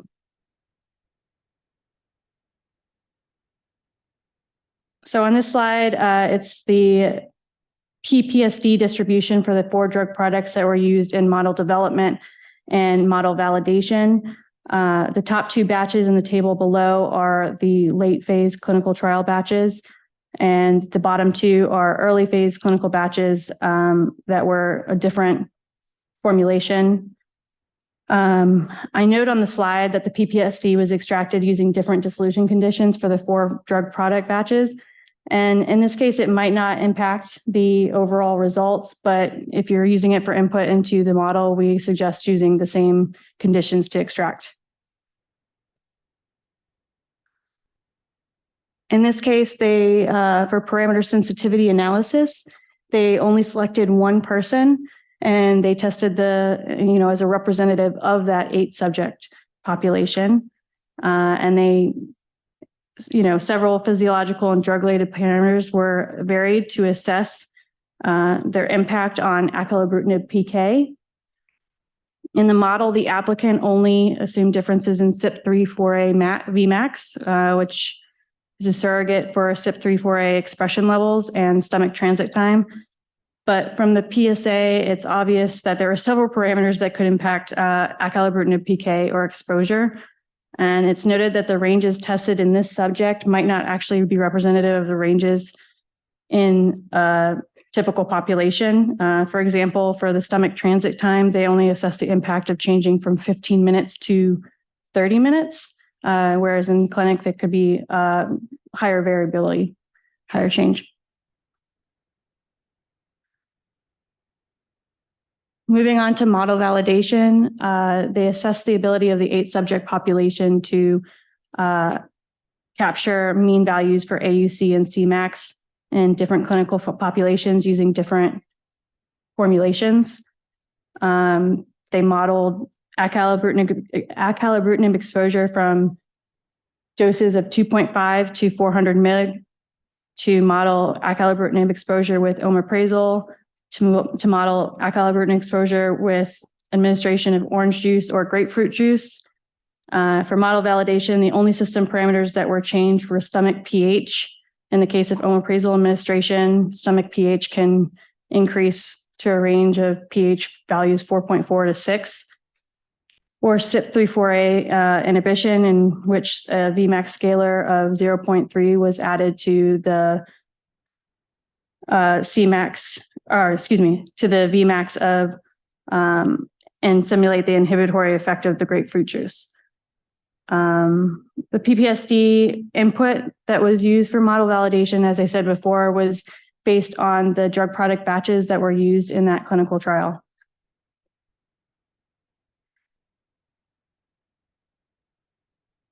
On this slide, you can see the prediction scores for AFE and AFE for Cmax.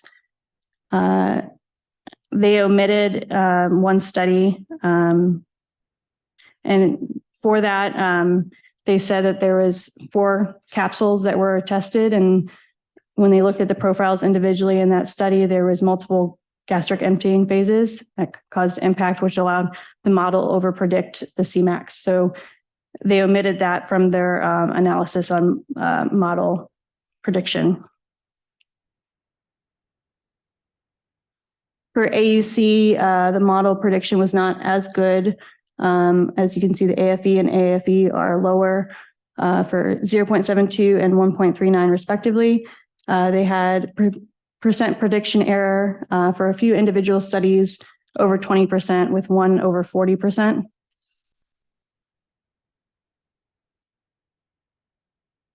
After the model validation, they moved to apply the model and predict the PK for acalabrutinib batches, batch W versus batch L in the 8-subject population.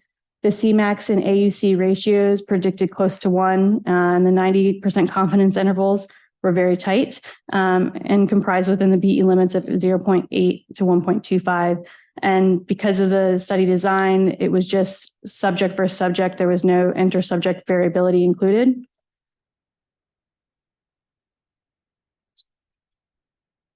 So overall, famous words, totality of evidence, the risk of bioinequivalence from batch W and batch L having different dissolution profiles and higher pH was considered low.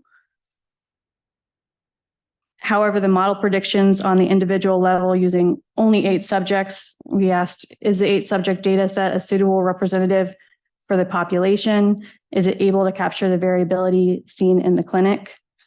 And for those reasons, the future use of the model for regulatory purpose would be limited. Potentially could be used for risk assessment internally for formulation changes and evaluate formulation quality aspects. But again, for regulatory purpose, it would be limited.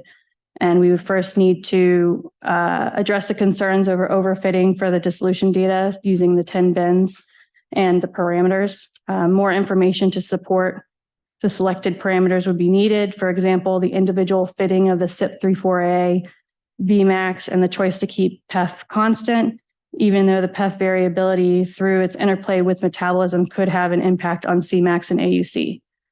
Alternative methods for incorporating variability and justification of parameter optimizations, either leveraging data from other clinical studies, including DDI studies, could provide support. And again, I want to say that this was 8 subjects, and I don't have a magic number of what, number of subjects would be. I wish I did. But I don't.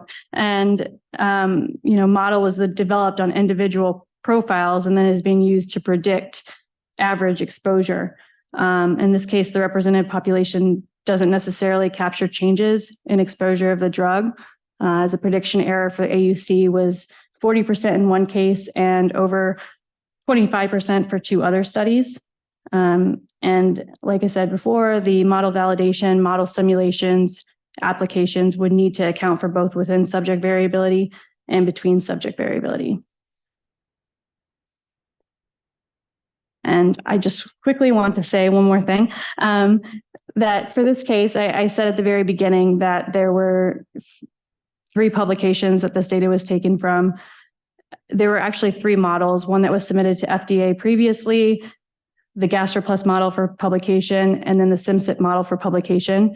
So there were some concerns regarding model multiplicity, 3 different models, and all models had slight modifications and differences in what clinical trials were used for validation.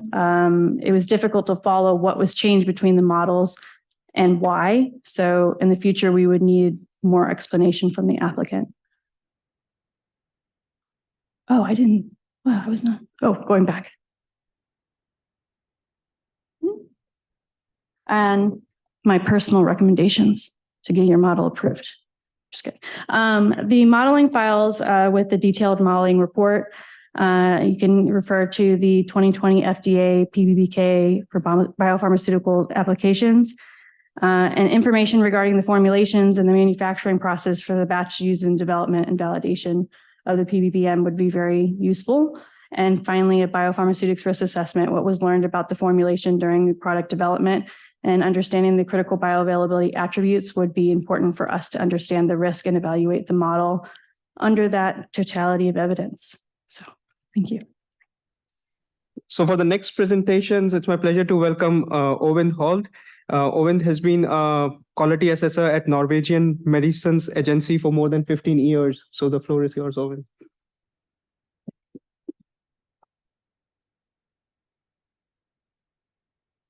Okay, thank you, and good morning, everybody. And of course, I would also like to thank the organizing committee for inviting us and myself. So this case study concerns fluconazole products.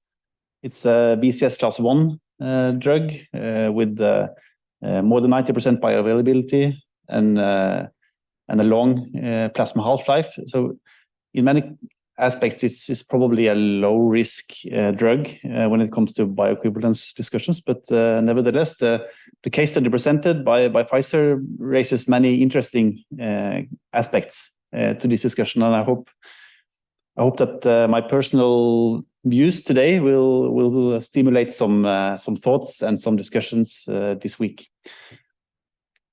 The purpose of this modeling exercise was 2 or threefold, depending on how you count. The company has at hand a lot of clinical trials with several different dosage forms, and they will try to demonstrate that the different dosage forms are bioequivalent. Can such modeling be used to support biowaivers? And the second one is, can you even demonstrate that the different formulations with significantly different dissolution profiles, meaning F2 less than 50, if these formulations with different dissolution profiles, can they still be considered bioequivalent? And finally, and possibly most importantly to the company, at least, is can this modeling support a wider safe space for dissolution testing for routine control? The approach for modeling was somewhat similar to several other approaches we saw this morning, but also a little different because, as I said, they had at hand several clinical trials, a lot of data. It should be understood that these were historical data, and the purpose of the clinical trial at the time was not to perform this exercise that we see today. So some of my concerns to the model development, of course, they are based on the fact that at the time that the study was done, it was for a different purpose. I understand this. So the company they started up with intravenous administration to confirm the clearance and the volume of distribution, which was also available from the literature. And then they moved on to oral solutions to model the absorption phase of the drug. and then solid orals to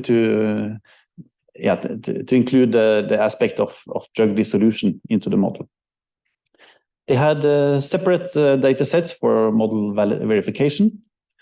And finally, model application was aimed at, as I said initially, to understand if the different dissolution profiles would still be bioequivalent. In addition, the company demonstrated with their models that if there is a food effect or an effect of antacid.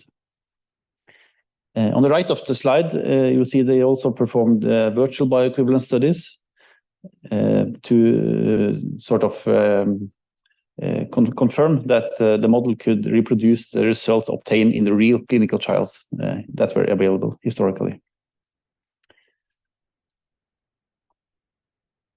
Yeah, so I think I already said some of this. Focus on the second bullet. They were demonstrating then bioequivalence between a tablet and a capsule formulation. Oh, I said already. Yes, they did demonstrate they were bioequivalent. I haven't shown you the result yet, but and also different capsule formulations. And when it comes to the formulations with significantly different dissolution profiles, the results are more interesting. Actually, they are. So some were found to be bioequivalent, while others were predicted not to be bioequivalent. And then, yes, I already said the safe space for dissolution rate and antacid and food effect. Yes, I will go a little quicker through this slide than I intended to in interest of time. So this is actually there's a lot of information on this slide. On the left-hand side, in this table with all the colors, you can see a summary of all the clinical trials that were available and all the simulations that the company performed. So in total, they did 28 simulations based on they had at hand 7 clinical trials, as I said, covering different types of formulations. And they also had at hand data from literature that they fed into the model. And finally, they also created hypothetical formulations based on hypothetical in vitro dissolution results. So in this table, there are some colors. The yellow simulations were used for model development, the red ones for model verification, and the green ones for model application. And in the table, if you are able to zoom in on the, well, not today, but when you receive the presentation afterwards, there's also a reference to the clinical trials and how many subjects were included in the trials. And there was also the 2 columns to the right. There is summarized the predicted versus observed of both Cmax and AUC. And you will see when you get to, you will see next week, or that many of the simulations they predicted well within the predefined acceptance criteria of 0.8 to 1.2. However, some of the predictions were outside of this predefined range, which I will discuss shortly. On the next slides, I will focus on the model applications, the green simulations. So there are 3 sets of results. The first one is regarding food effect. You can see that the simulation indicated there is no food effect. The results are similar, both with or without, or both in a fasted and fed state. However, one concern from our perspective, from the regulatory perspective, is that even if the results are similar with or without food, the model does not predict very well either of the situations. So you see the area under the curve is overestimated by 1.4 or 1.5 respectively. So you can say that the results confirm that there is no food effect, but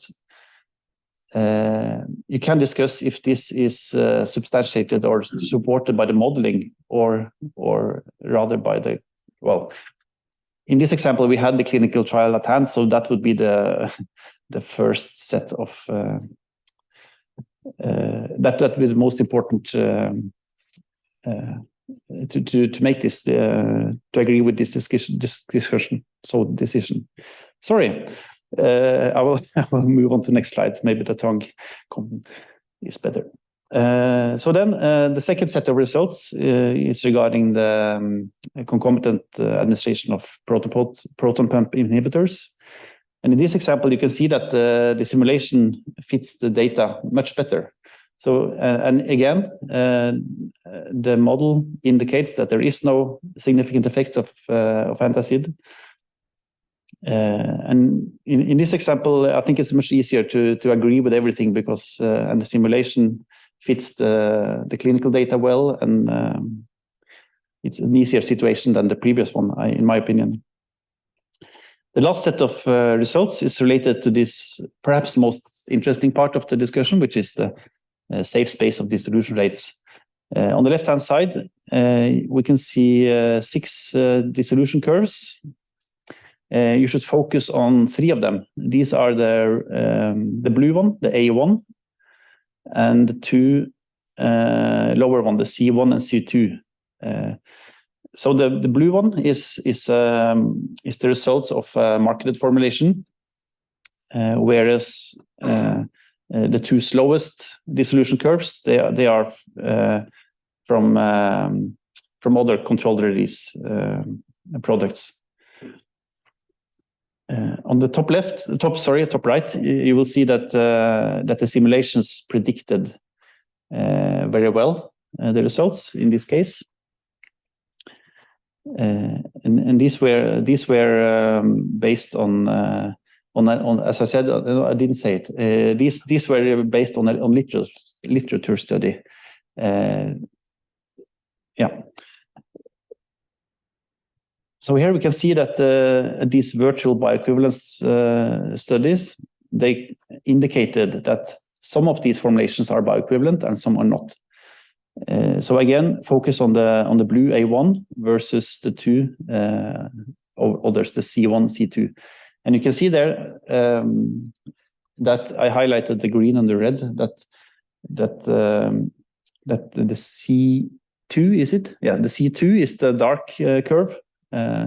This is bioequivalent with the blue A1, whereas the green one, the slowest formulation is not bioequivalent. They're indicated by the red conclusions on the right side. So the company then wanted to explore the perfect or the widest acceptable specification limit should then be somewhere between the C1 and the C2 formulations. So they did hypothetical formulations based on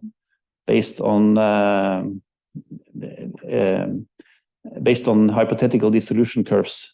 And then based on the model, they were then able to fine-tune what was the slowest dissolution rate that would still be bioequivalent. Okay, so our concerns from a regulatory perspective to this approach, again, assuming that this was a new submission. We know that this was an exercise in retrospect, but assuming that this was a model which was submitted for evaluation, we do have some concerns with the development of the model because several of the simulations clearly overestimated the area under the curve. Cmax was typically better predicted, and as I said, for example, in the fed-fasted discussion, even if the results were comparable between the 2 situations, when obviously both predictions were not correct, it's difficult actually to base a decision on this. So this is one concern we would have to this approach.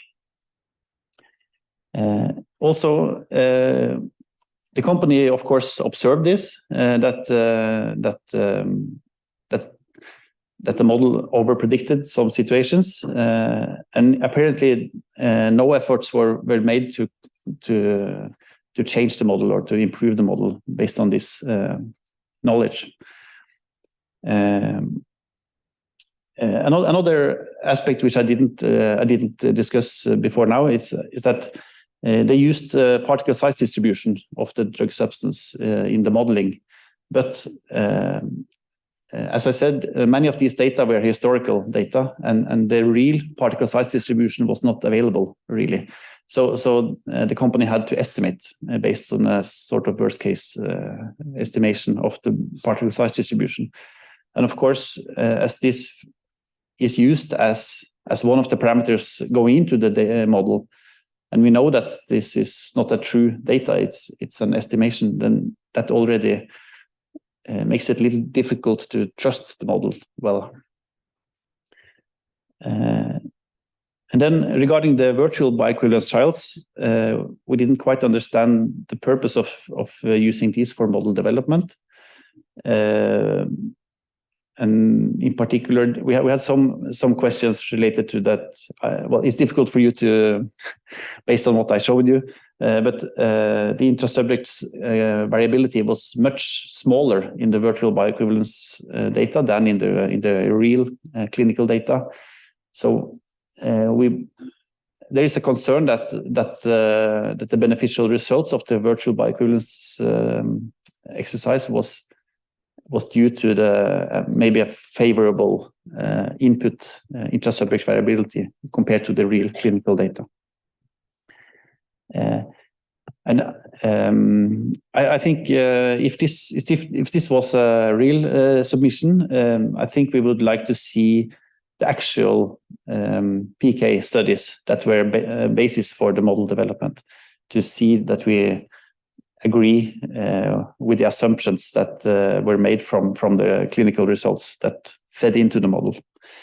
But again, this was an exercise. The purpose was this conference, and we take it for what it is.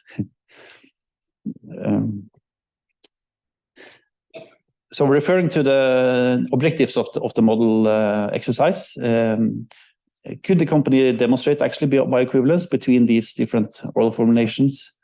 Was bioequivalence shown in spite of the significantly different dissolution rates? And could the model support a relaxed criteria for in vitro dissolution? So normally such claims would require a bioequivalence study in the normal situation. And well, based on what I just said, the data provided with this case study, the modeling as such represents sadly a limited value. But on the other hand, we have the real clinical data at hand, so it's not a problem really. But the question was if this modeling helps, and I think in this case it is only supportive. And I think if this model was presented, we would request to see the clinical data. And by saying that the modeling exercise is of limited value, but I hope that my concerns could trigger some questions for the rest of the week. And I think an important, at least for me, this week would be to tell the industry that what types of data or what amount of data we need to see in order to understand their approach. So with that, I thank you for your attention, and we're quickly moving on. Yeah, thank you.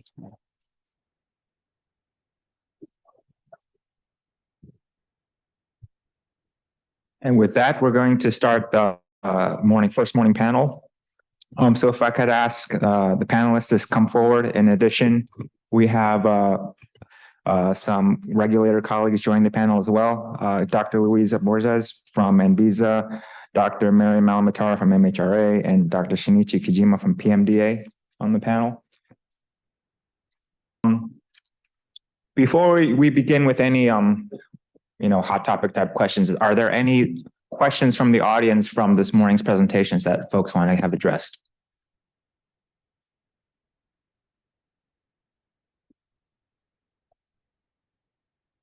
Oh, there's a question right there from the audience. We might have a mic floating around, but I've been told if you just speak up, the virtual attendees should be able to hear you. Yeah, thank you. Yeah, thanks. First of all, I really enjoyed the setup that there were case studies presented and now we have panel discussion. I think it's one of the best setup for this kind of workshop. So it was very well organized. I had a question on the case study too that was presented. I haven't looked at the paper, but if I understood the presentation, the volumes were fitted, the permeability was fitted, distribution was fitted, then the distribution was 3 compartments, so it is kind of fitted. And then the particle size was fitted to make it PPSD, and then the dose was fitted. So I think we are talking about physiologically based modeling, but that was model-based physiology, which is different. And the permeability could have been equally the reason for slower absorption than PPSD. I was also surprised with some of the shapes of PPSD, like these 2 peaks. I could have fitted anything there where you cannot actually go and measure it, right? So you cannot go and do an experiment to verify that that weird looking shape is actually the product specific. So we call it product specific, but it's not product specific. It's a modeler specific. Modeler can fit whatever they want unless you can go and measure or verify. It's quite difficult to try and use that. So I'm just trying to say how we can probably achieve what level of fitting is acceptable or what level of in vitro driven extrapolation is reasonable. So that's just a question for the whole panel or anybody else. And that's only based on the presentation. As I said, I have to go and look at that paper, but I think you finally showed the conclusion you wouldn't have accepted it. But what would somebody do to make it acceptable to you? That's something maybe we can discuss and agree to today. Yeah, thank you. Thank you for the question. So if I heard that correctly, how much fitting or extrapolation is okay? I'm going to let the panel kind of discuss and come to that, but I just wanted to make clear this is a discussion. We don't have to come to an agreement of any sort, at least not here. So are any first takers on that question?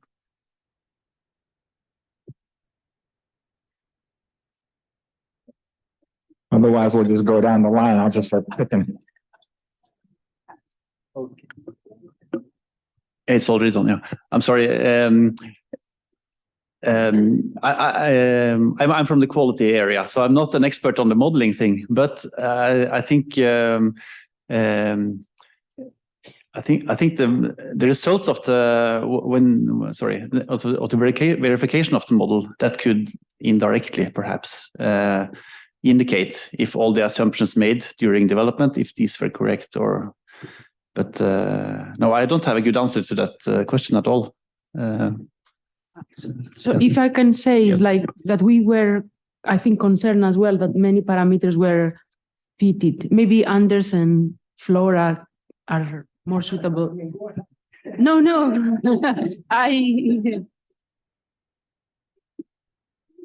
Yeah, but I mean, maybe we should ask AstraZeneca people about this. Yeah, because they are the expert. I mean, it's their drug product.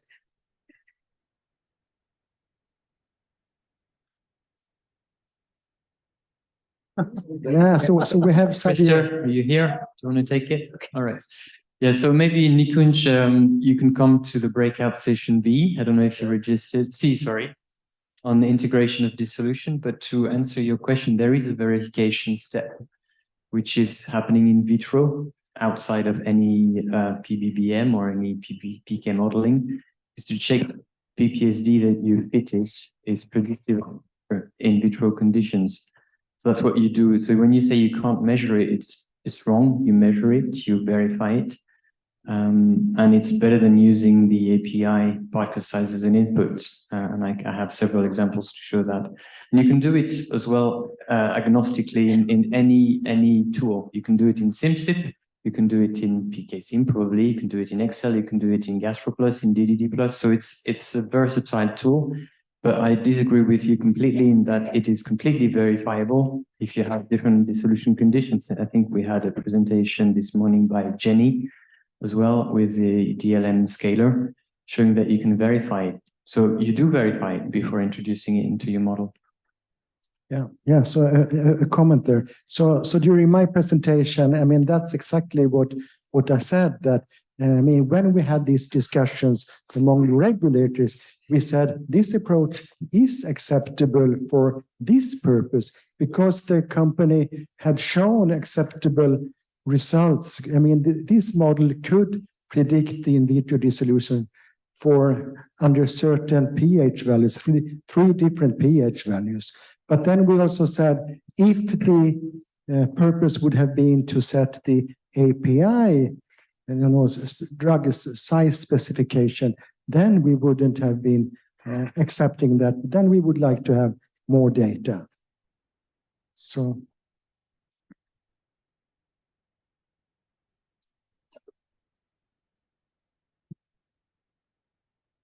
Yeah, hi. So I'm not saying that the particle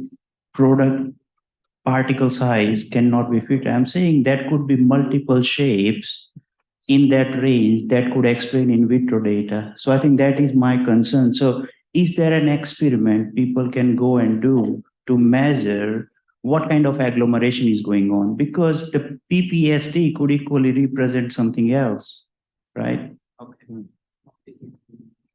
Yeah, so that's my question. Yeah.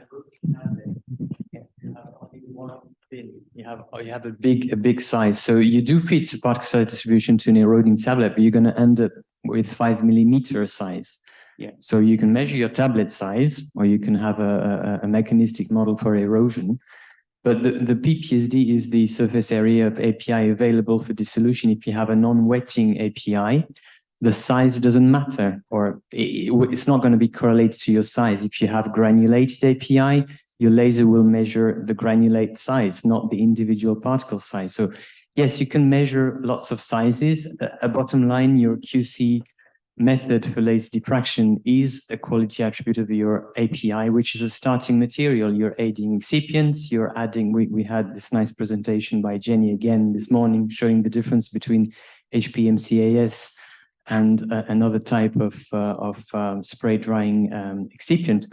So the formulation will behave differently than the API. It's not something you can measure and relate to. You can measure dissolution, and the PPSD is to look at dissolution and integrating dissolution directly, but in a mechanistic way, and you verify it as well.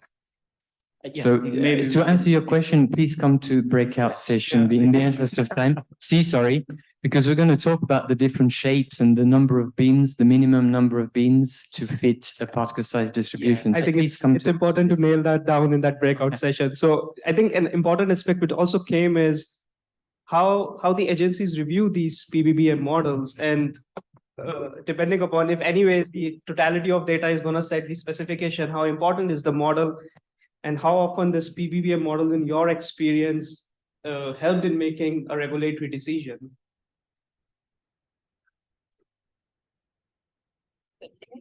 This is for all the regulators, so we'll just go down the line. All right, maybe I'll start. Is the mic on? Yeah, okay. So PBBM models at Health Canada. A couple of years ago, Health Canada issued a policy statement, but that was a general statement for pharmacokinetic approaches and the guiding principles. We don't have a PBBM guidance, and you'll be aware that the current guidance from the FDA is still in draft format. However, when we evaluate PBBM models, we evaluate them case by case in consideration of available guidance, including the FDA draft guidance, as well as other information that's provided in the submission. So we always consider it in the case of the totality of the evidence provided. But to answer your question, so we've often found it to be helpful in reaching a conclusion. It does guide our decisions. Thank you.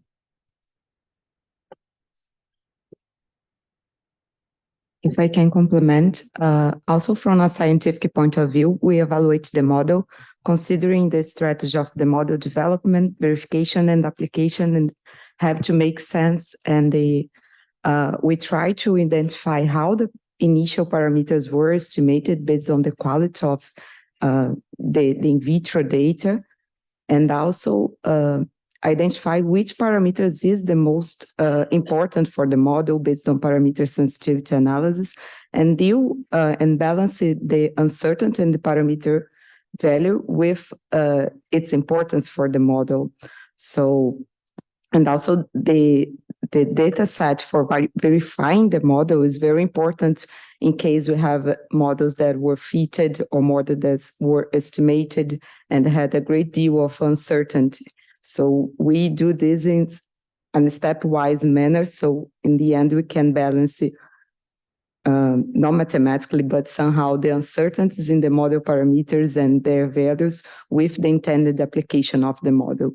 So we do see in many of the case discussions, we discussed a lot of parameters that had considerable uncertainty and parameters that were fitted. And we expect to have some parameters fitted in the model. We don't have actual values or physiologically based values for all parameters. But we are considering this in the totality of evidence and aligning this with the intended model application. Okay, I think in MHRA, we have seen up to now 2 PBBM applications. The one was an application, the other was part of a scientific advice meeting. And as Health Canada and Anvisa said, as all the PBBK models, we assess them as part of the totality of the data.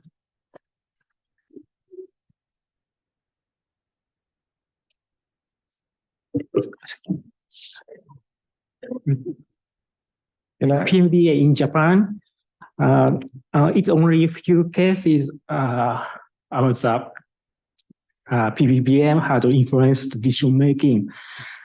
It's only really few cases, but not zero, because the number of the PBBM submissions in the small numbers in Japan. In addition to just risk assessment of the model, some PBBM contribution to context of use was low. I mean the model influence is low, and it was positioned as a supporting data for the traditional methods. So it was evaluated in detail in the actual review process. In this case, PBBM application does not influence decision making. The PMDA has a modeling and simulation project team, which is a cross-sectional project team of the new drug review offices to assess the M&S applications. Like other M&S applications, such as POP-PK, ER modeling, PBBK modeling, the review team can receive the support of the M&S project team for assessing PBBM applications. It is a risk-based credibility assessment framework had already implemented in the assessment process in the M&S project team work. Detailed information will be explained by Hiroyuki Tsuji of PMDA in the presentation on the third day in the workshop. Thank you.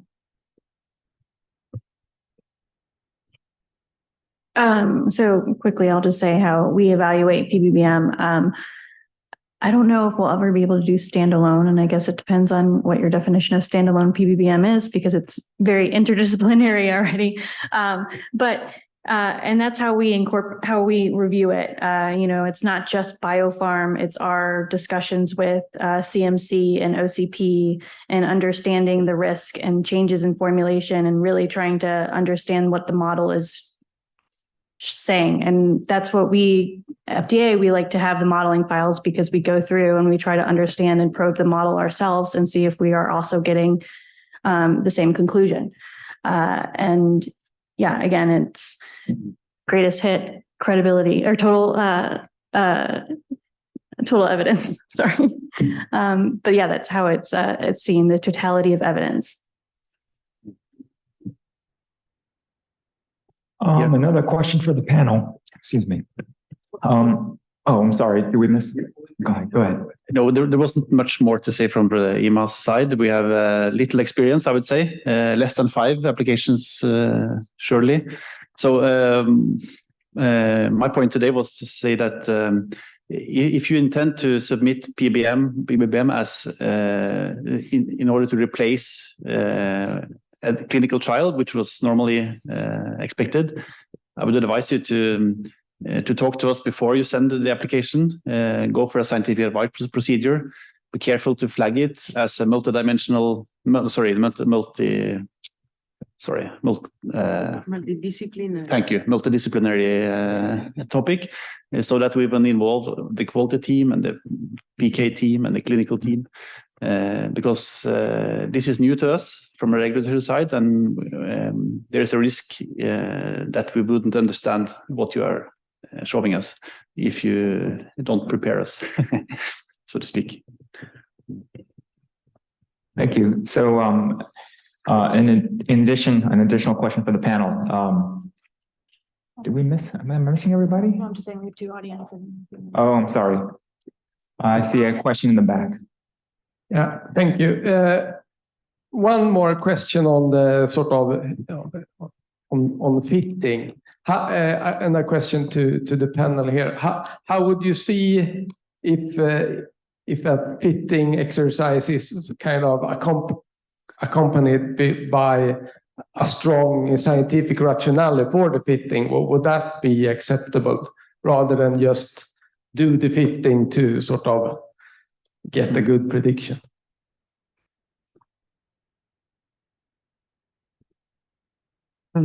I think we all benefit from this collaboration for having a broad number of cases for us to discuss and make some cross comparison, because it's always necessary that the company provide the justification for the parameter, how they were estimated, obtained experimentally, or fitted. And according to this, how important this parameter is in the model and how strong the justification for the company is. In some cases, we see some fitted parameter being questioned, and in other be seen justified, like we said. PAF in some models were top-down fitted, and in the other case were estimated from CACO2 cells, parent permeability, and then the PAF. So it's important for the company to justify. And also, if there is a standard method for estimating the parameter, I think as most commonly the regulators would prefer having the parameter estimated than fitted. But we are aware that in some cases, some fitting, like lysosomal trapping, some parameters are needed. Just to follow up on that one, do you like to then see a sequential approach that companies show you that if bottom up doesn't work, and then what's there? So you really would like to see the whole process in the reports? I think it's very beneficial for us to review. Excuse me. Can I? Alan Rosari, University of Manchester, and also Tara. Changing the gear to another question, this is a multi-part question to the panel. Number 1, have any of you ever in your regulatory life accepted any bioequivalence study based on one single subject? Never. If the answer is no, Why do you think that when we are simulating on the basis of a single subject that we don't know is the representative of any bioequivalence study that will happen, we should accept it? Go ahead. If you think that we shouldn't accept it, just say no, we won't accept it. We totally. So in some of the examples, it seems that you have accepted it. We totally appreciate your position on this. I think all of us would agree that we haven't accepted a bioequivalent study conducted with one subject. However, we do see the evolution of the area. We now see that we're moving from single simulations more to virtual bioequivalence. And I truly expect that at the end of these 3 days, we're hopefully going to be in a better place to be able to push this field forward. We are beginning to see also in our regulatory space, all our current regulatory submissions include BBE. Even though they may not be optimal, it's a direction that I feel industry is taking based on just the same observation you've made. Can I ask then why you haven't actually even saying your benefit of the other clinical study? Why you didn't accept any clinical study on one subject? Possibly the same reason you have, the lack of variability. So in other words, that's unfair on clinical studies. That you are asking people why for the simulation. I think you maybe didn't get the whole context of the modeling. As I said earlier, we consider any modeling provided to us in context of the question asked and in context of available information within the submission, which includes other clinical information, quality information. I think as Xavier invited everybody to come to their breakout session, I invite everybody to come to breakout session H. I have got one comment I made, and that is related to the meeting of the expert with Xavier and Nico. I think pitching and getting at some hypothetical distribution is all right. And also it can be verified, as Xavier was saying. But I disagree that actually changing pH is the way to verify. Because you have to verify it with something that actually is making that situation sensitive to those particles. pH is not that. You will have to change the RPM, the things that they are actually related to the side assumptions that you have to the model to stretch density with different RPM, whether you can actually predict the solution or not. Yes. Thank you for that comment, Amin. Can I have a quick questions? Oh, yeah, right in the middle.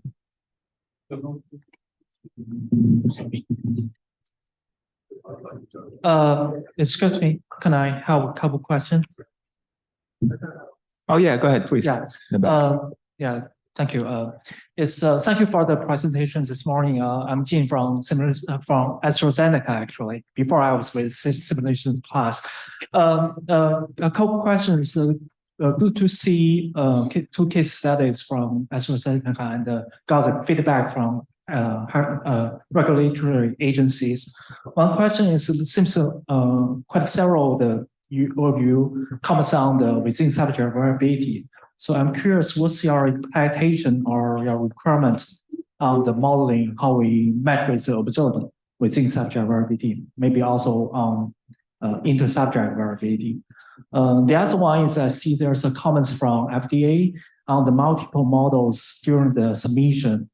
We try, ideally it's good to have a single model to implement all the things, but sometimes it's very difficult, and especially this is an evolving process for us as well. To sometimes, especially in oncology, we don't have all the clinical farm data before the submission, so there are always some new information, and we try to incorporate them in the model. That's an evolving process. From your reviewer point of view, how do you think what we can do to help the reviewer to review the models? Yeah, that's my question.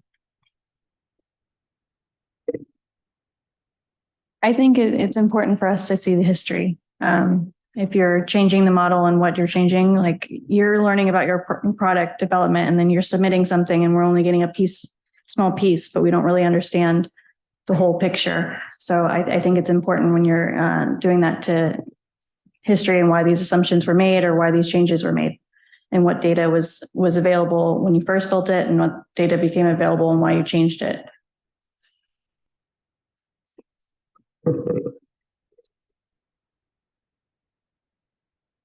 Yeah, if I can complement, I think having a clear description on the report is very appreciated.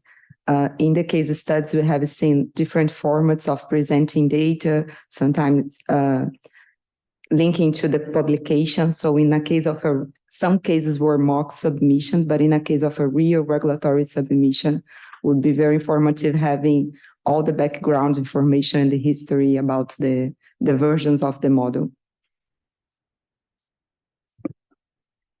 Also, I think there is a PBBM template that is available. So maybe during your submission, try to make sure that you try to respond to all the sections of this template.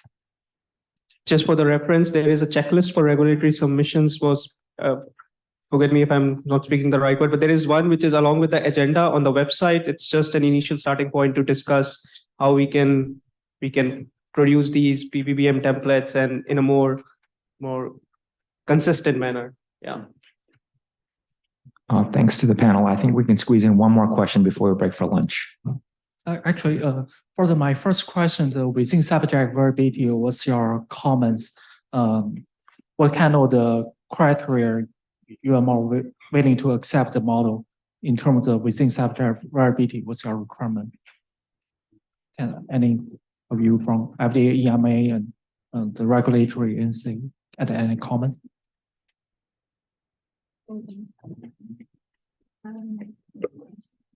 I mean, I would have to talk to OCP colleagues to understand what's seen in the clinic and the other studies that were done. Understand the clinical trials and from there to better understand the intra-subject and inter-subject variability. I mean, we don't want just variability for variability's sake. And I don't have a number. And then I think we have one more question in the middle. Quick question. All the case examples we had from regulatory this morning, including Dr. Dressner's PPI model, there's IV dose, either microtrace or regular IV dose supporting the model for disposition parameters. So gives the impression it's a norm. We know in majority of the case, we don't have IV study. So from a regulatory perspective, is it a necessity to have IV supporting PBBM? What if we have a very rich in vitro or rich clinical oral studies to support the model? I think that will be answered tomorrow in the panel discussion and also in a breakout session tomorrow. Breakout session F. But no, we understand that IV data is not always available. We encourage it. It's greatly appreciated. But there are cases where we don't need IV data. Go ahead, Amin. Sorry, just a clarification, housekeeping question. Are cards obviously the same each ones we are supposed to be doing, but is it possible to actually go to the ones that we like more than others? You were given a choice to choose the session. Didn't you register for it? What does yours say? Yeah, if the publicity needed to some of the others, we may I don't know if I have an actual answer for that, but we would request that you stick to what's there because I don't know how much the rooms can actually accommodate if we all decide to go to yours per se, or it's IVA's. But I just wanted to say thank you to the panelists and all of you for attending. Really, I thought this morning's presentations went a little long, so thank you for your patience. But a lot of good information covered. Lunch will be served, I believe, in the room next door. please feel free to continue the conversations amongst yourselves and also at the breakout sessions. And if you give me a round of, give our folks a round of applause on the panel. Thank you.